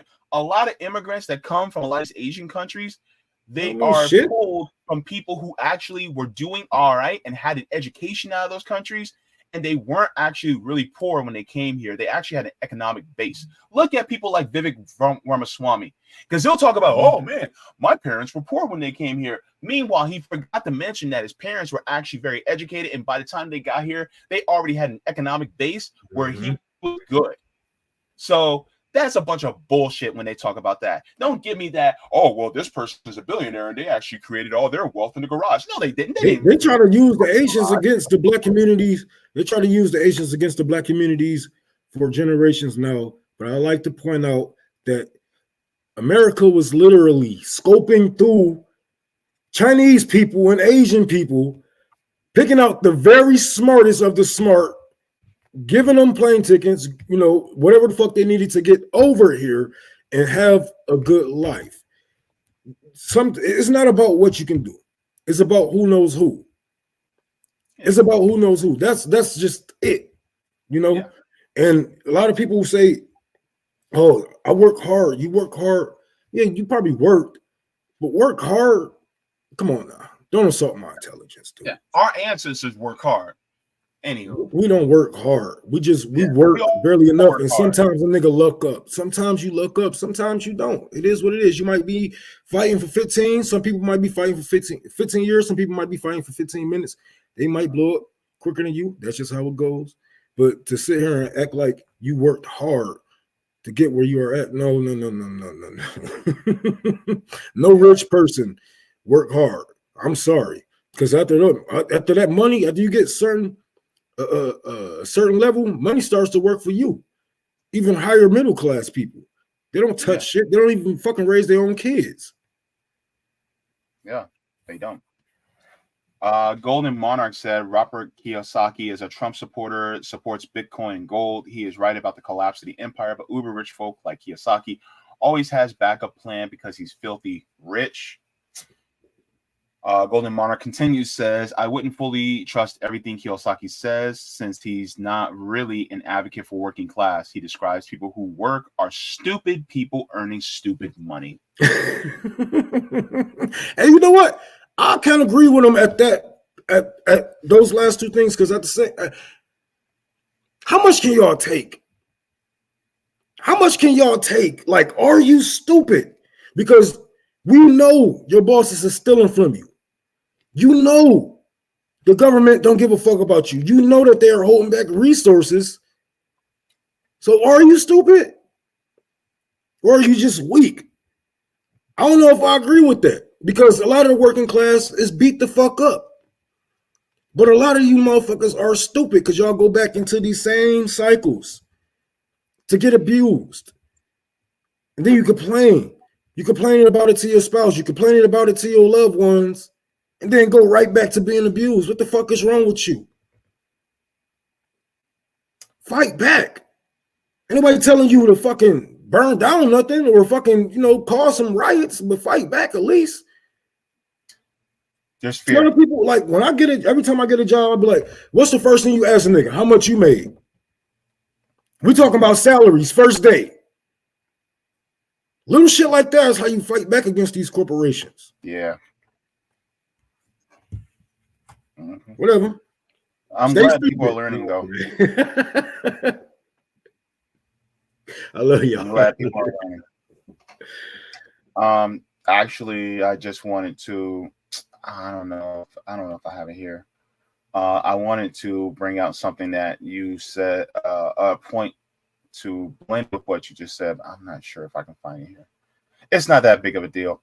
But one of the things I wanted to bring out, because there was a graph that actually shows, here it is. I'm going to share this really quick just to back up your point, because a lot of times people talk about, well, all you got to do is work hard. Working hard don't mean shit if you're constantly being stolen from. This is wage theft when employers steal from employees. Let's look at the smallest, that little itty purple bar right here is from robbery. That's $0.34 billion. That's $340 million, right? Auto theft, $3.8 billion. Burglary, $4.10 billion. These are other types of theft. Larceny is $5.3 billion. Then you get to the big boys. Off the clock violations is $3.2 billion. Rest break violations, $4 billion. Overtime violations, $8.8 billion. And the chunk of it all is minimum wage violations is $23.20 billion. So when it comes to theft, when it comes to actually trying to make it, the corporations are the real people that are stealing from us. So when people talk about, oh, well, you just need to work hard. Well, guess what? These corporations are working hard, taking money out of our own damn pockets. They taking money from you while you sleep on your break. God damn. Yeah. While you sleep, while you break. They do all that. And they didn't even have the charts that the money that they get from you when you die, because they got life insurance policies out on some of these people. Walmart, Target, Salvation Army. Mm-hmm.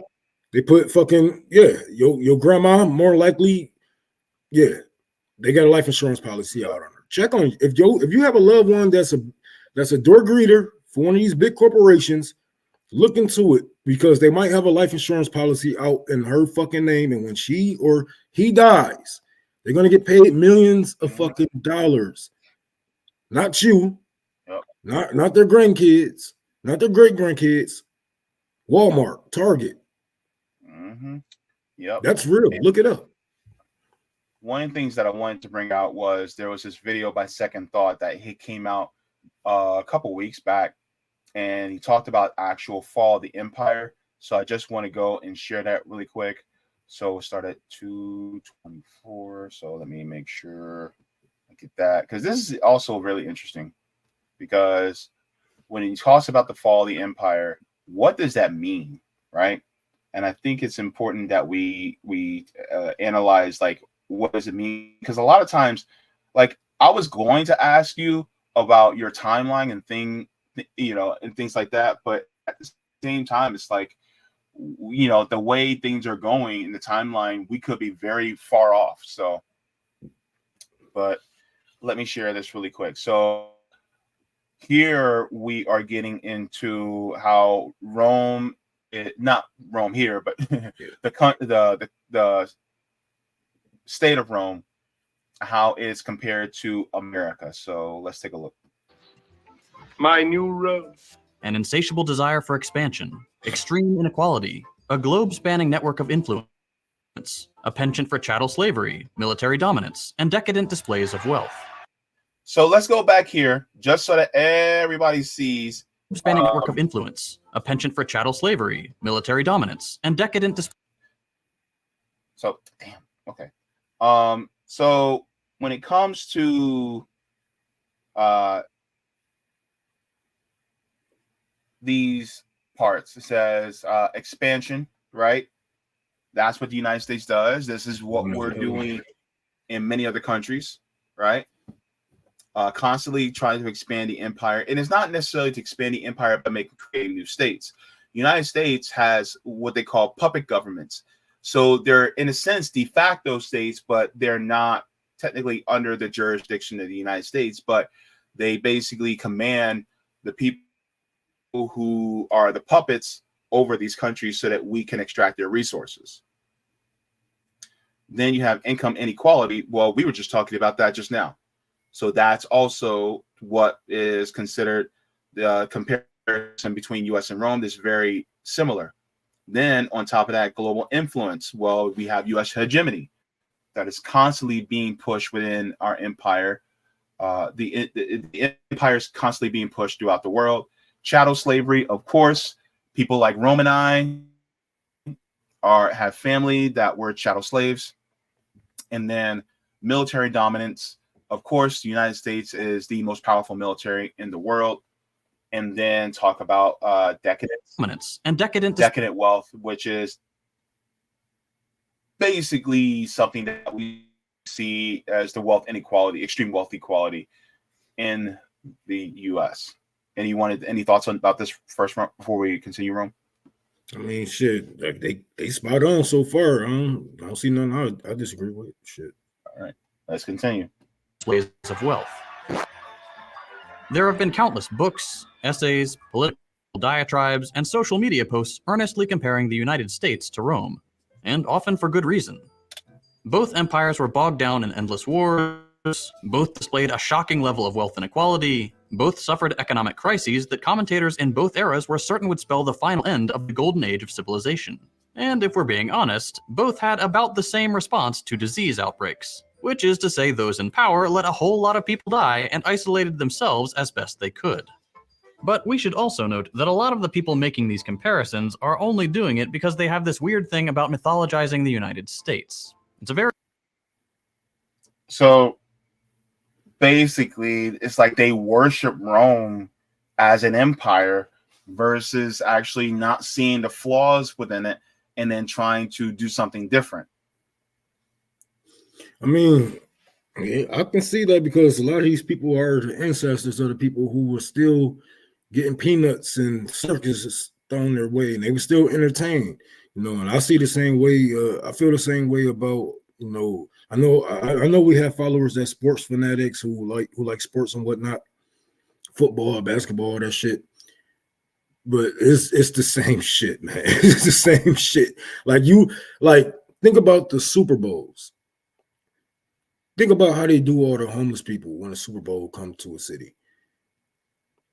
Right? They wipe you away. They sweep you away. They're like, all right. Now push all the rich people in. All right. Now the upper middle class. All right. Now lower middle class. Now put all the poors at the fucking top. Right? Yep. And then everybody's like, yeah. Whole time, we're in the middle of wars. Mm-hmm. We are taking land away from people. We are taking resources from people. Countries that we can't even point to. Everybody, throw the football, tackle his ass, or slam him on the mat. Give me a beer, give me this, you know what I'm saying? Whatever the fuck they do at these motherfucking things, whatever they drink, energy drinks. What y'all drink at the fucking games? Whatever. It's the same shit. It's the same shit. These people are the same. And you know why? Because our empires taught the same way. They didn't teach the peasants the correct way. Mm-hmm. They didn't teach the poor the correct way. So now, shit, they just like what they see. And they're going to go down with their country. Some of them going to go down with their hand over their heart. Yep. All right, let's continue. I'm not going to be playing this entire thing, but there's another point that I want to bring out before we continue on. So, very young country, comparatively speaking. So what better way to afford it a little extra grandeur than giving ourselves the title of the New Rome, the shining city on a hill, the glorious republic that commands the world itself. That fits very nicely into the whole manifest destiny, American exceptionalism thing. We'll get back to that towards the end of the video. But first, we need to address what the end of an empire actually looks like. I'm sure you've heard the phrase, the fall of Rome. Despite the popularity of the phrase, most academics have moved on from the term fall when talking about the Roman Empire. The consensus now is that it wasn't any single inflection point that triggered a dramatic collapse, but an agonizing, generations-long slide into a decreased standing in the world. Now, I want you guys to pay close attention to what he says as far as the decline, and I want you guys in your mind to think about the United States as he's talking about this. Keep that in mind. There wasn't one single point where we could say Rome was an empire yesterday, and today it's a failed project. The real world doesn't work like that. There were certainly some instances one could point to as chapter markers near the end of the story. For example, around the year 476, there wasn't really an emperor claiming the vast swaths of land the empire had once held with an iron fist. But if we're looking for a Marvel-esque announcement that Rome has fallen, we're not gonna find one. What we can trace, and it's easier to do so in retrospect, is a series of minor failures that go unaddressed. Crumbling infrastructure due to lack of investment, rampant corruption, severe inequality, dwindling trust in institutions or leadership, humiliating military defeat, or endless conflict sapping resources. Okay, so crumbling infrastructure. So as far as the United States, like Rome, It's the same shit, man. We just got technology. That's it. It's Rome with computers, nigga. Rome with cars. Right. Because look, it says crumbling infrastructure. Our infrastructure gets a rate of D or D plus right now from the I think it's the National Society of Engineers. So that's one, right? Our infrastructure is horrible. Rampant corruption. Well, look at the people who are getting money from, like, okay, there is a video that I've been watching called The Lobby, and it has to deal with the Israel lobby, and that is something I think that you guys all should see. But it talks about that and how they're doing some corrupting things in the behind the scenes. So there's constant corruption. Look at people who are involved in the stock market who get insider trading information so that they can make more money. People like Lloyd Austin, who was on the board of Raytheon, and now he's literally our Secretary of Defense. Like, this shit is rampant corruption up the ass. And just look at who Joe Biden's son. Look at his son on the board of Burisma and making money, from that. Look at the corruption by Donald Trump and how his, kids are constantly making money off the government. You know what I'm saying? It's just crazy. So everybody's talking about corruption, because it's rampant here in the United States. Severe inequality. Look, we can't afford chicken. How's that for inequality? We can't afford chicken. Dwindling trust. How many people had trust in our governments when it came to the rollout of the jab? Yeah. There's half of us didn't trust any of these companies. Half of us didn't trust the FDA or the National Institute of Health or any of these other companies, or any of these, I'm sorry, not companies, but any of these other government bureaucracies, because of the corruption that's rampant in them. The Sackler family basically bought off the FDA. Mm-hmm. So, we don't have trust in them. And then humiliating defeat. Did we win the Iraq War? I'll wait.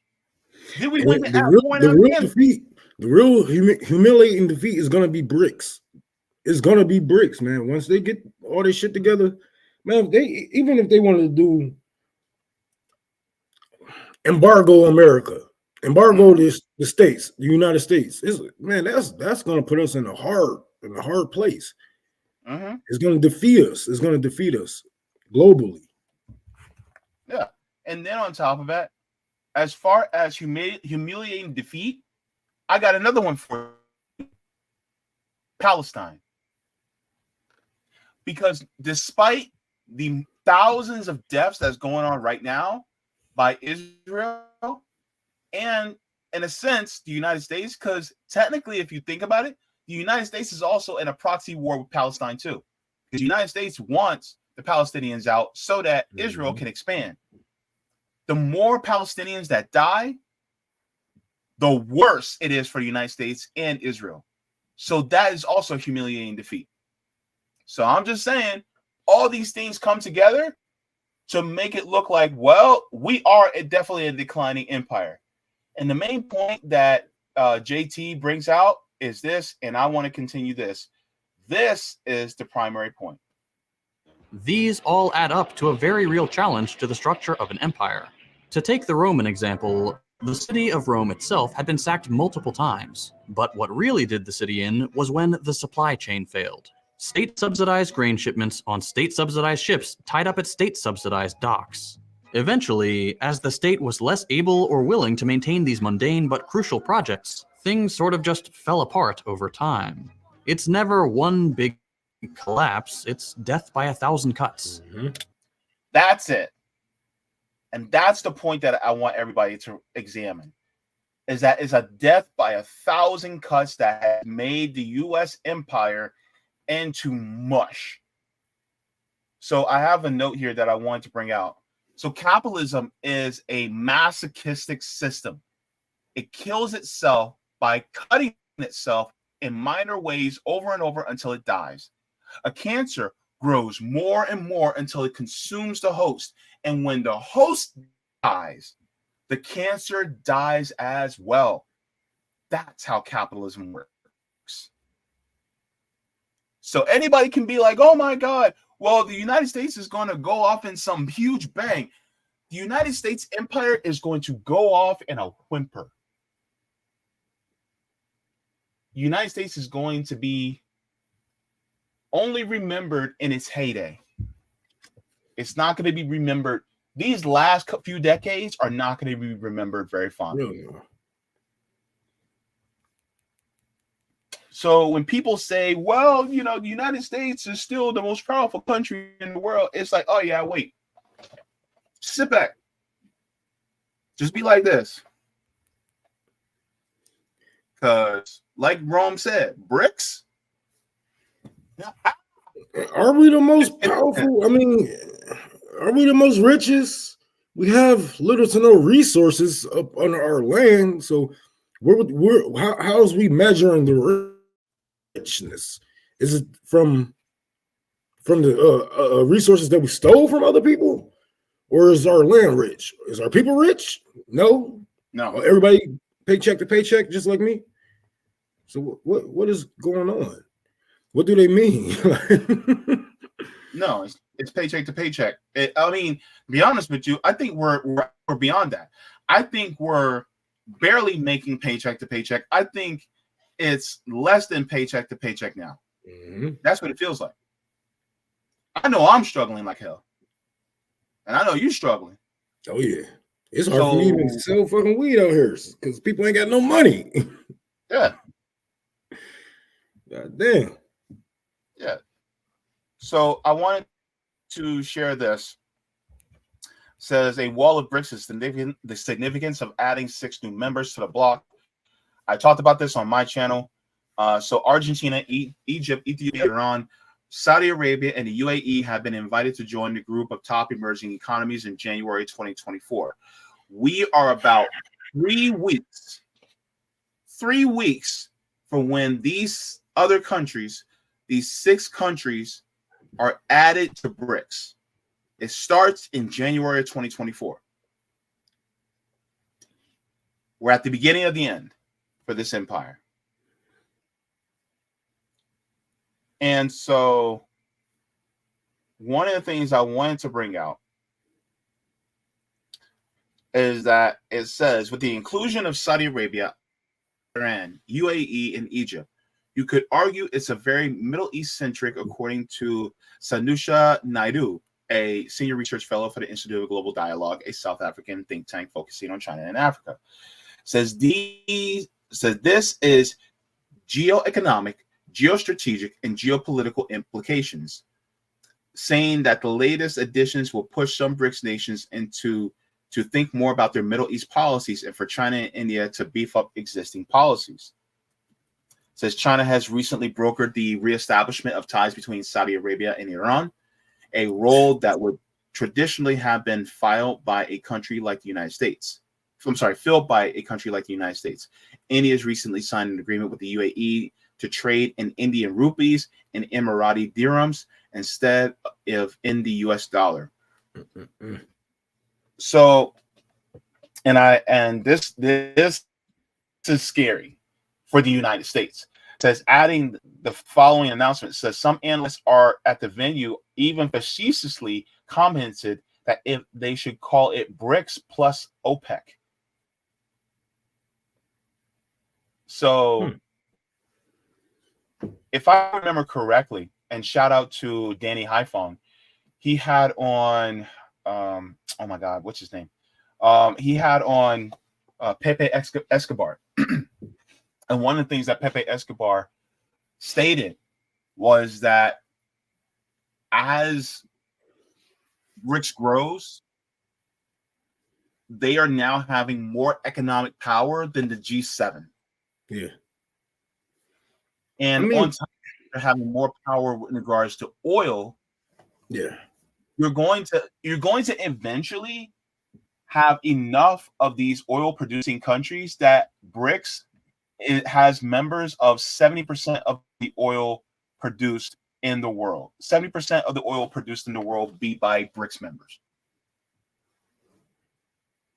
That's dope as fuck. The West is fucked.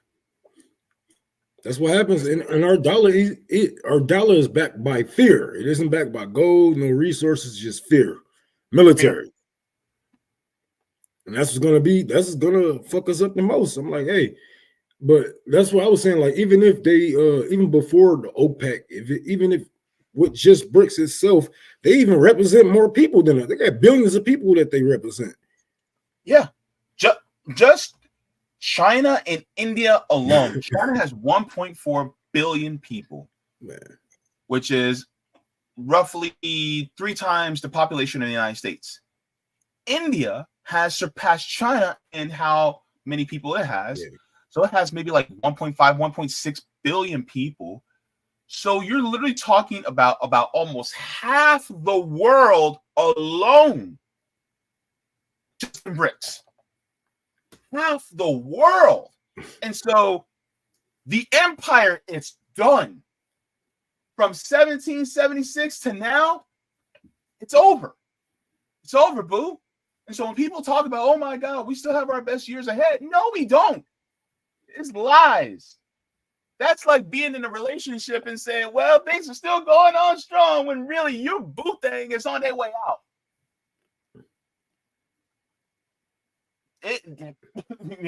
Look, it ain't hitting no more. And I'm coming back from this, and we kind of asked for it. It's only so long that people are going to fucking take the bully's bullshit, until they come up with a plan. He might be able to beat all our asses individually, but y'all bet he can't do all that shit if we jump his ass. Yeah. We got nukes. We got nukes just like that motherfucker. We got armies and shit, bigger armies and militaries than these motherfuckers. What happens when we just jump on his ass? And I've been saying this shit since I was a child. America is going to get jumped. It's not going to be, with China in the lead.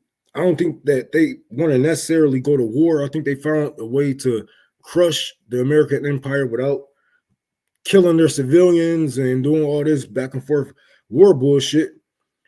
It's really about the resources, and it's really about using your power, and push soft power, build infrastructures, build friendships, and it will take you far.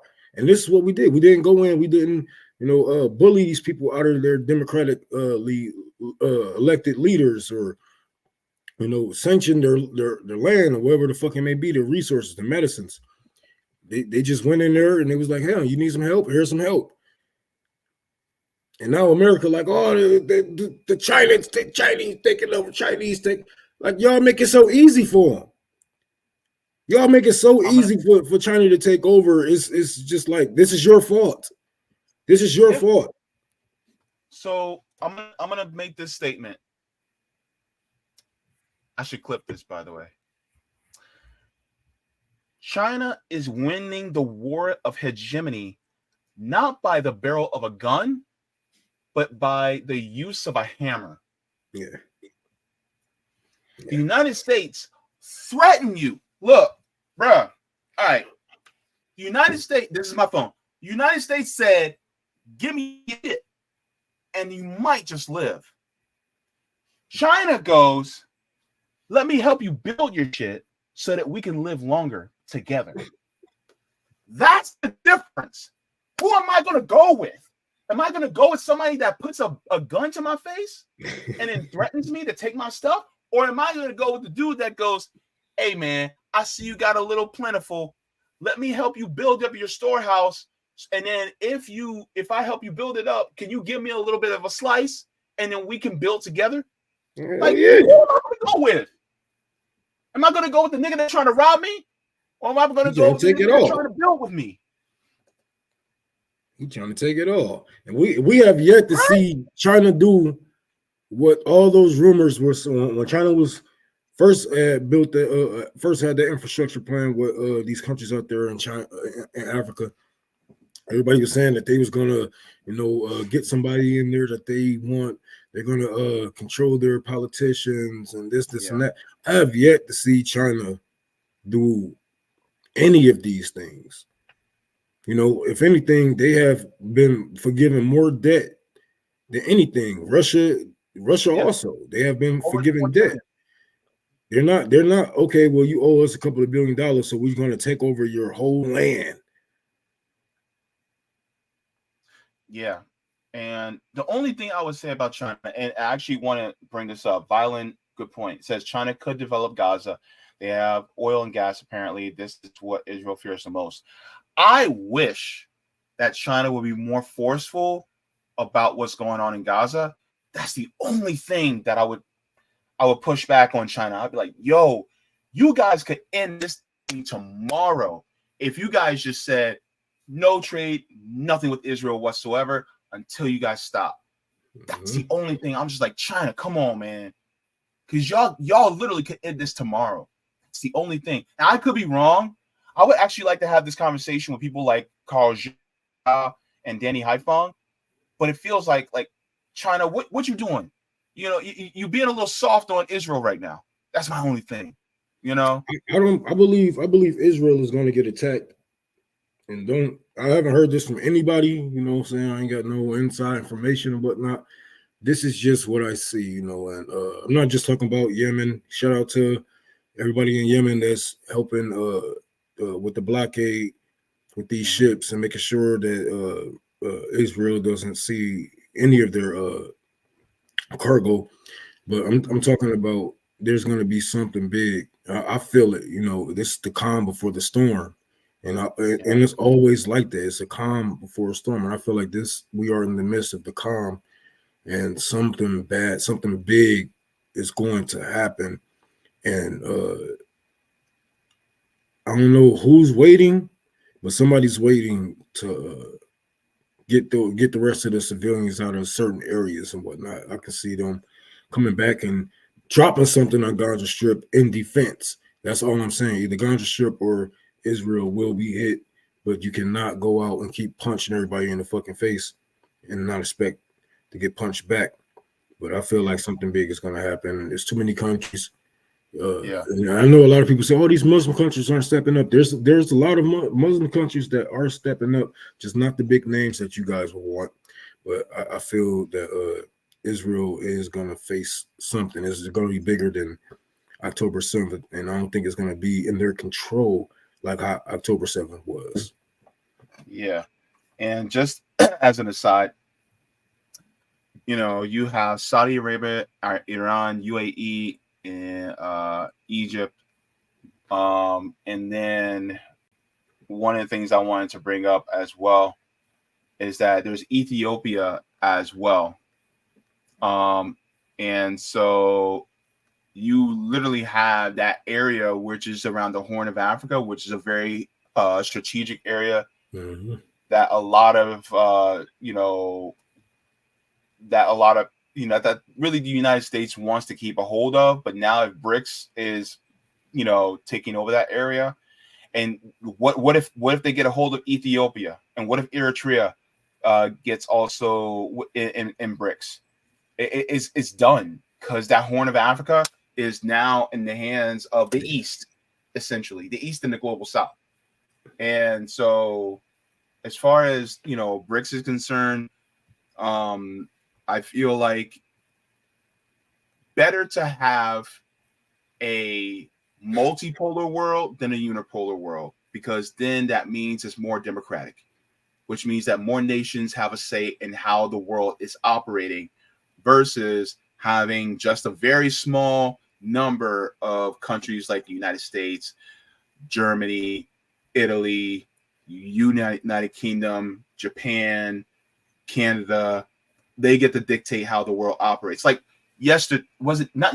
Friday, in the UN Security Council, in the United Nations, they voted to end the ceasefire on Gaza, and 15 countries in the UN Security Council. The one that abstained was the UK. All the other countries in the UN Security Council decided to vote for the ceasefire, and the one that voted against it was the United States, who has veto power, which did not allow the ceasefire to happen. That shit don't make no sense to me. But hey, look, you know, I'm telling you, look how the world is pushing themselves away from America. Like, you wouldn't see this 20 years ago. You know, you would have seen these countries like, yeah, you know, fuck it. You know, nobody doing nothing about it. We ain't got the hippies and all these Black Panthers out here, you know, exposing us. So shit, nobody will hold our feet to the fire. They would have all we wouldn't even got there to even talk about a ceasefire. They would have just been talking about bomb their ass. But you see how the world is pushing itself away from us, and it's a good thing, because you do not want to be, you know, standing next to the man with a target on his goddamn head. You know, whatever.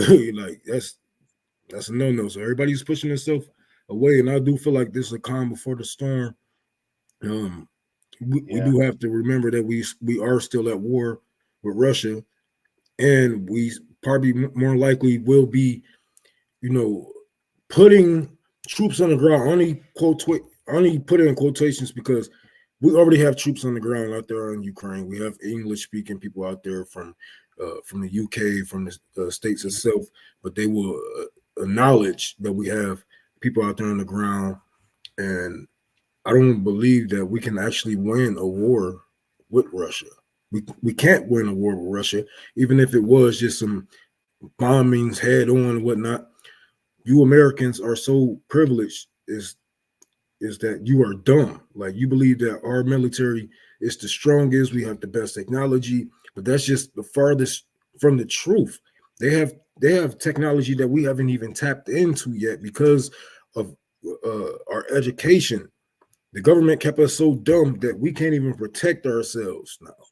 But we shouldn't even have to do this shit. We should have to build bombs that travel at Mach speeds.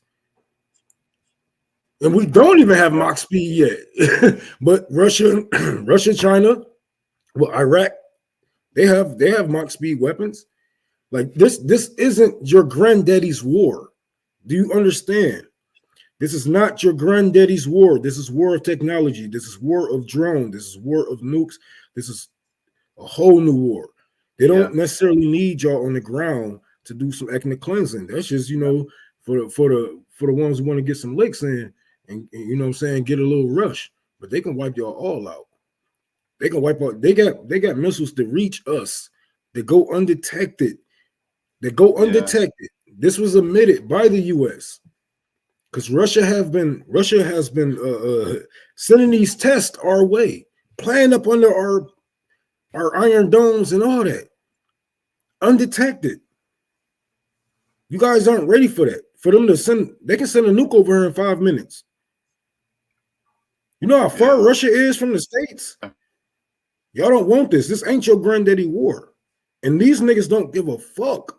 Like, y'all better get a hold of your government before these people get a hold of you for them. Yeah, I mean, Russia is just a few miles from Alaska. That's it. It's just a few miles. If you go to, Alaska, Russia touches, barely touches Alaska. So, my thing is that, and plus Russia and China, they're trying to dominate along with other countries without violence. That's what they're trying to do. The United States, all they know is to do it violently.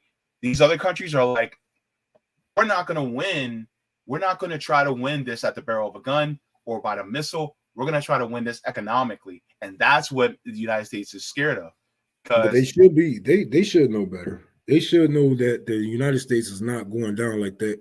If they don't have a plan to stop the U.S. military, they don't have a plan to stop these nukes, to stop this bloodshed, or to at least combat, then BRICS is not serious. They will not be. I will not take them serious, anymore, because there's no way you can just like, oh well, I'm gonna get smacked, turn the cheek, smack, turn the cheek, smack, turn. Like, man, get your ass, go fight, or you're gonna have to fight me. You know what I'm saying? Go beat their ass. You're gonna have to beat my ass, type shit.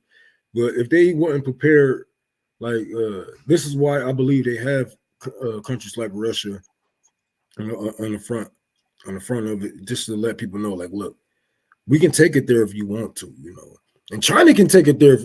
Man, come on, man, we're not fucking with China military. We're not. Even if they want to just throw numbers at us, if they want to just go kamikaze, they can just send 20 million people over here and just be like, kill them all.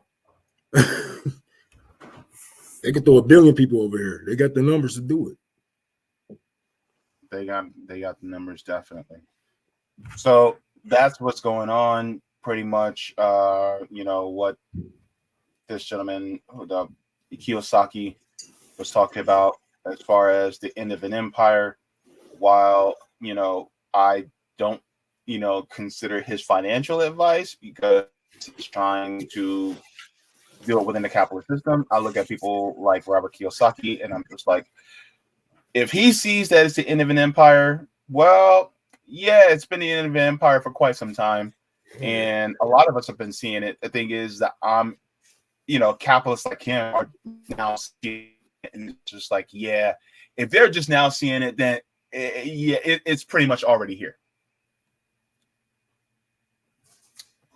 So let me I'm gonna go to Rockfin first and go over that chat really quick just to see what people are saying. If you guys have not, make sure to give the stream a like. That pushes us out in the algorithm. So let's go to this chat here. Let me see. So okay. All right. So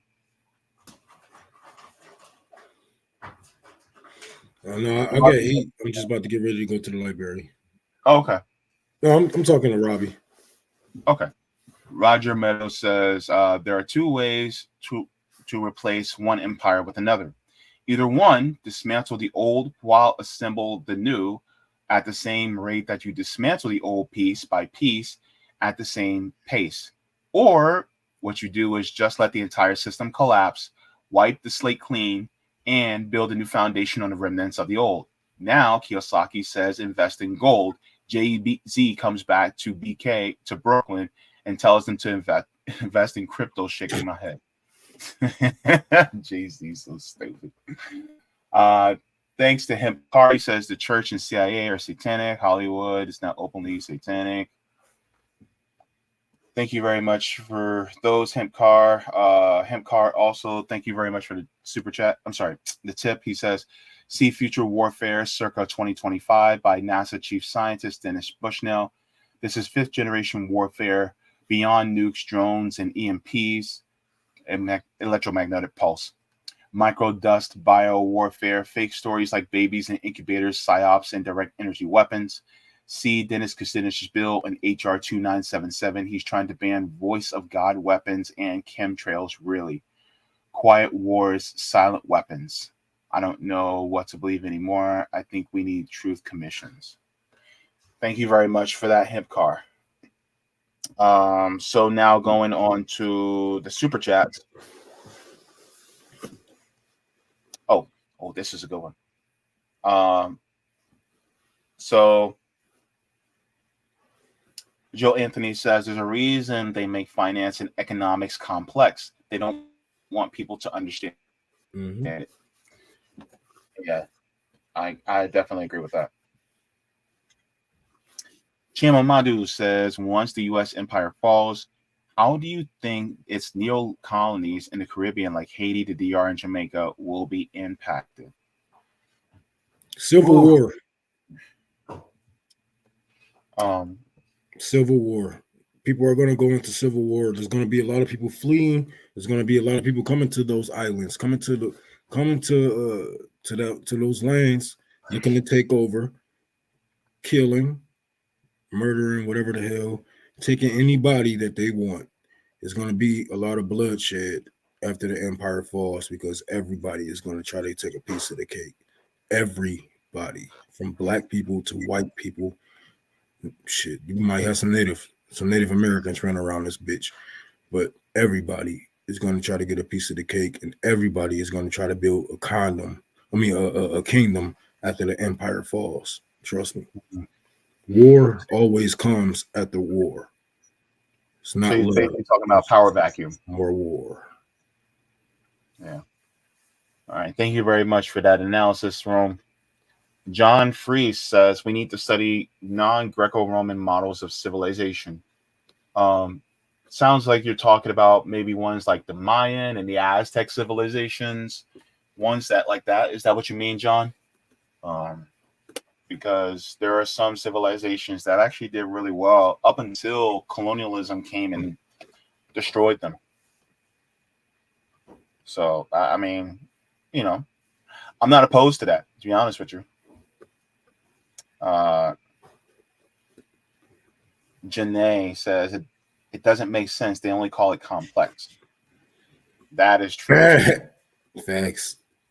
Yep. Humanitarian Classicide says they want to make the path to generational wealth insulated for the already wealthy. Got to get expensive as fuck education to do it. Yep.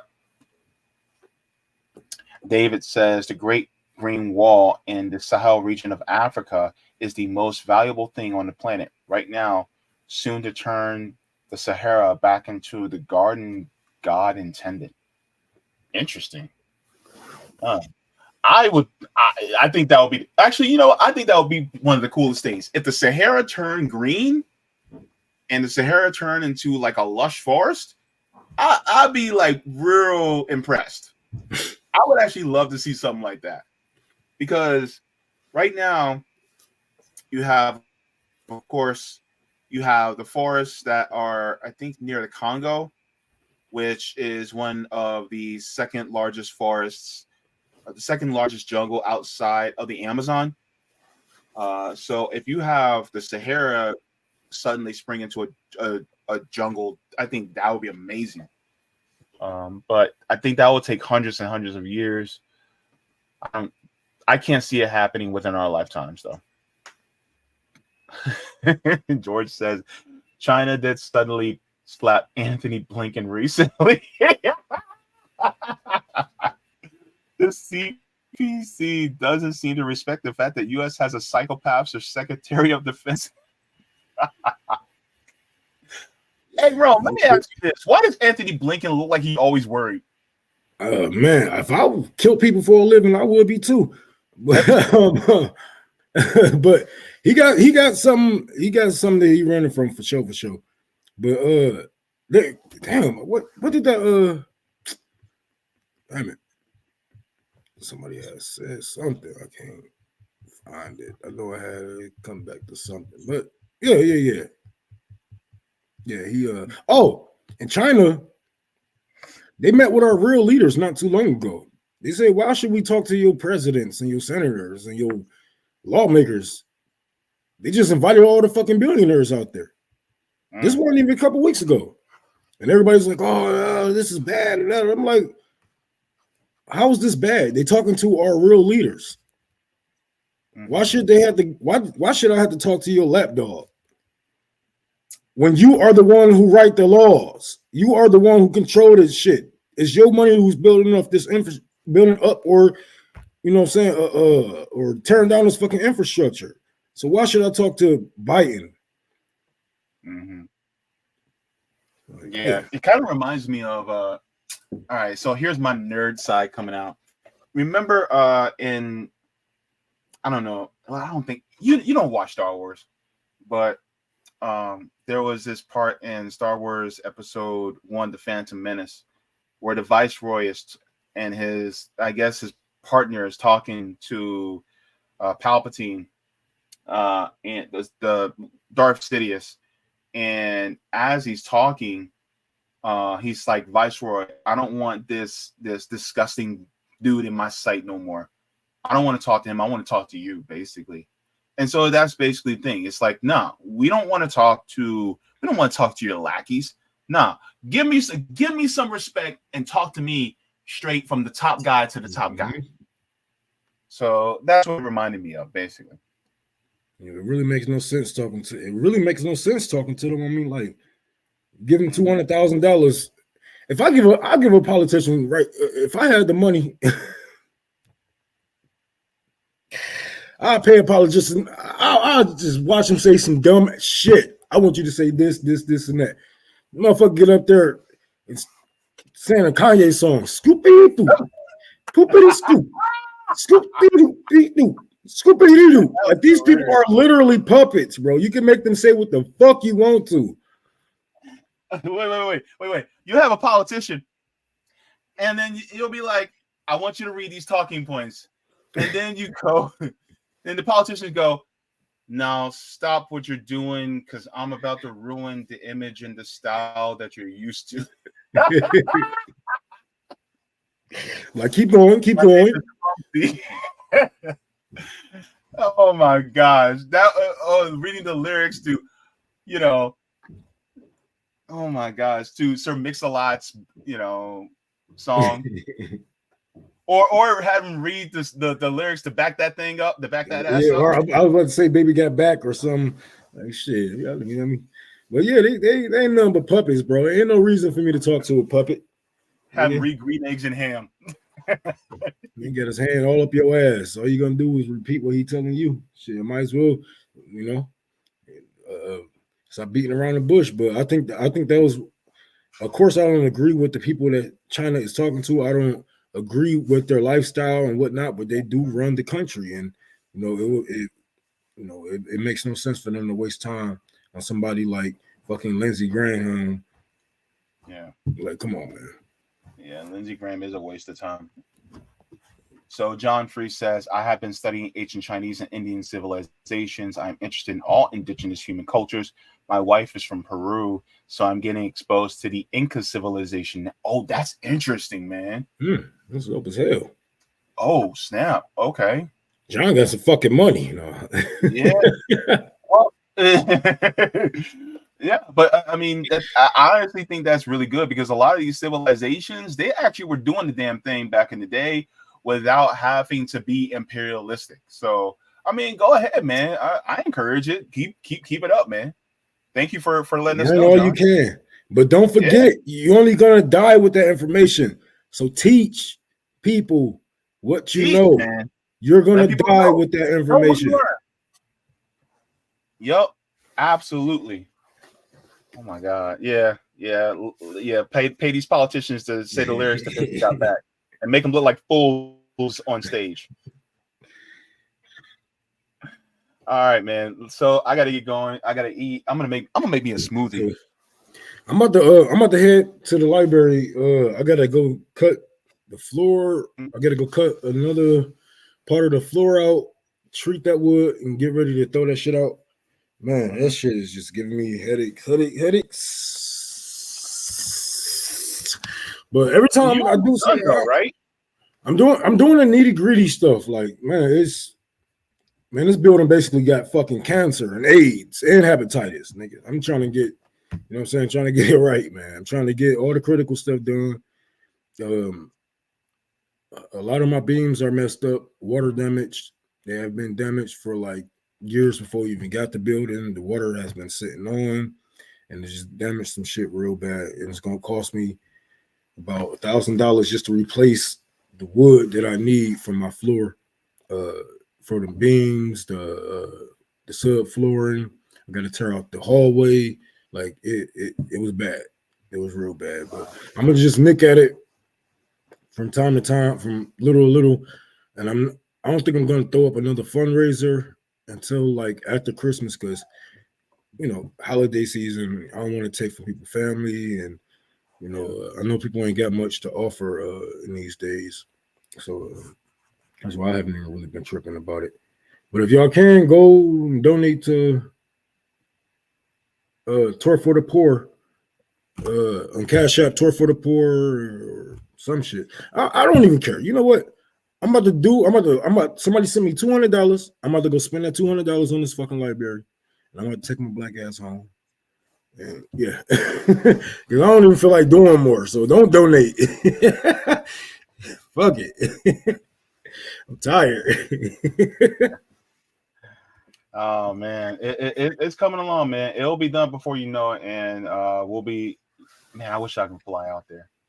Yeah. Once it's done, I'm pretty sure we're gonna have to set up something for all the RBN members to come out. Maybe we'll get everybody to come out during the grand opening. Yeah. That'll give everybody more time. Like once I'm done with I want to the get basement. in the kitchen with you too, man. But the thing is, I'm gonna have to sell my body just to get some chicken. and you know what? We got some great. I'm gonna take you to a couple of spots up here, because we got some of the best pizza. That's why I'm like, Sabby should have came up here. She wants some good pizza. I'm gonna have to sell my, I'm gonna have to show a little leg, just to be able to get some chicken wings. You know what I'm saying? I'm gonna have to put on some fishnets and walk up and down. Hey, go on. I'll take your ass on Woodward. So, hey, sure. $30 for a little. I'm about to take JB on Woodward. I'm about to take JB on Woodward. He's talking about he gonna sell his body. I'm gonna take his ass on Woodward. Yeah, JB, he don't know about Woodward. Yeah, JB. Tell JB to relax. He don't know about Woodward. She said you don't want that. You don't want to be on Woodward. I'll put your ass out there on Woodward. You heard me? Anybody from Detroit, they gonna see this, they're gonna be like, oh hell no, don't put that nigga out there on Woodward.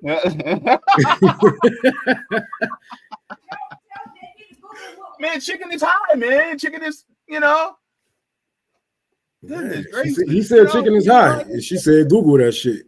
Boy, ain't nobody playing with your ass, nigga. Even if you walk into the store, you working? You just a regular civilian. He'd be like, hey, how many pounds of chicken can I get for I want 150,000. What you talking? I want to sell my body just to get some chicken. Damn. Oh shit. But it was nice, man. I'm about to head out. And I got a couple of things to do, man. I gotta go cut up this floor. Thank God Savvy's not here, because I would have to behave myself. I can't do it around her. She's like my principal.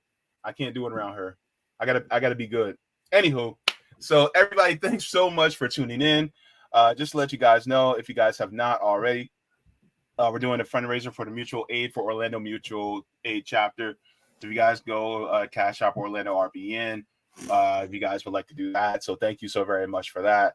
Also, if you guys have not, just make sure to give a like to the stream on your way out. I was going to do a video to close with, but screw it.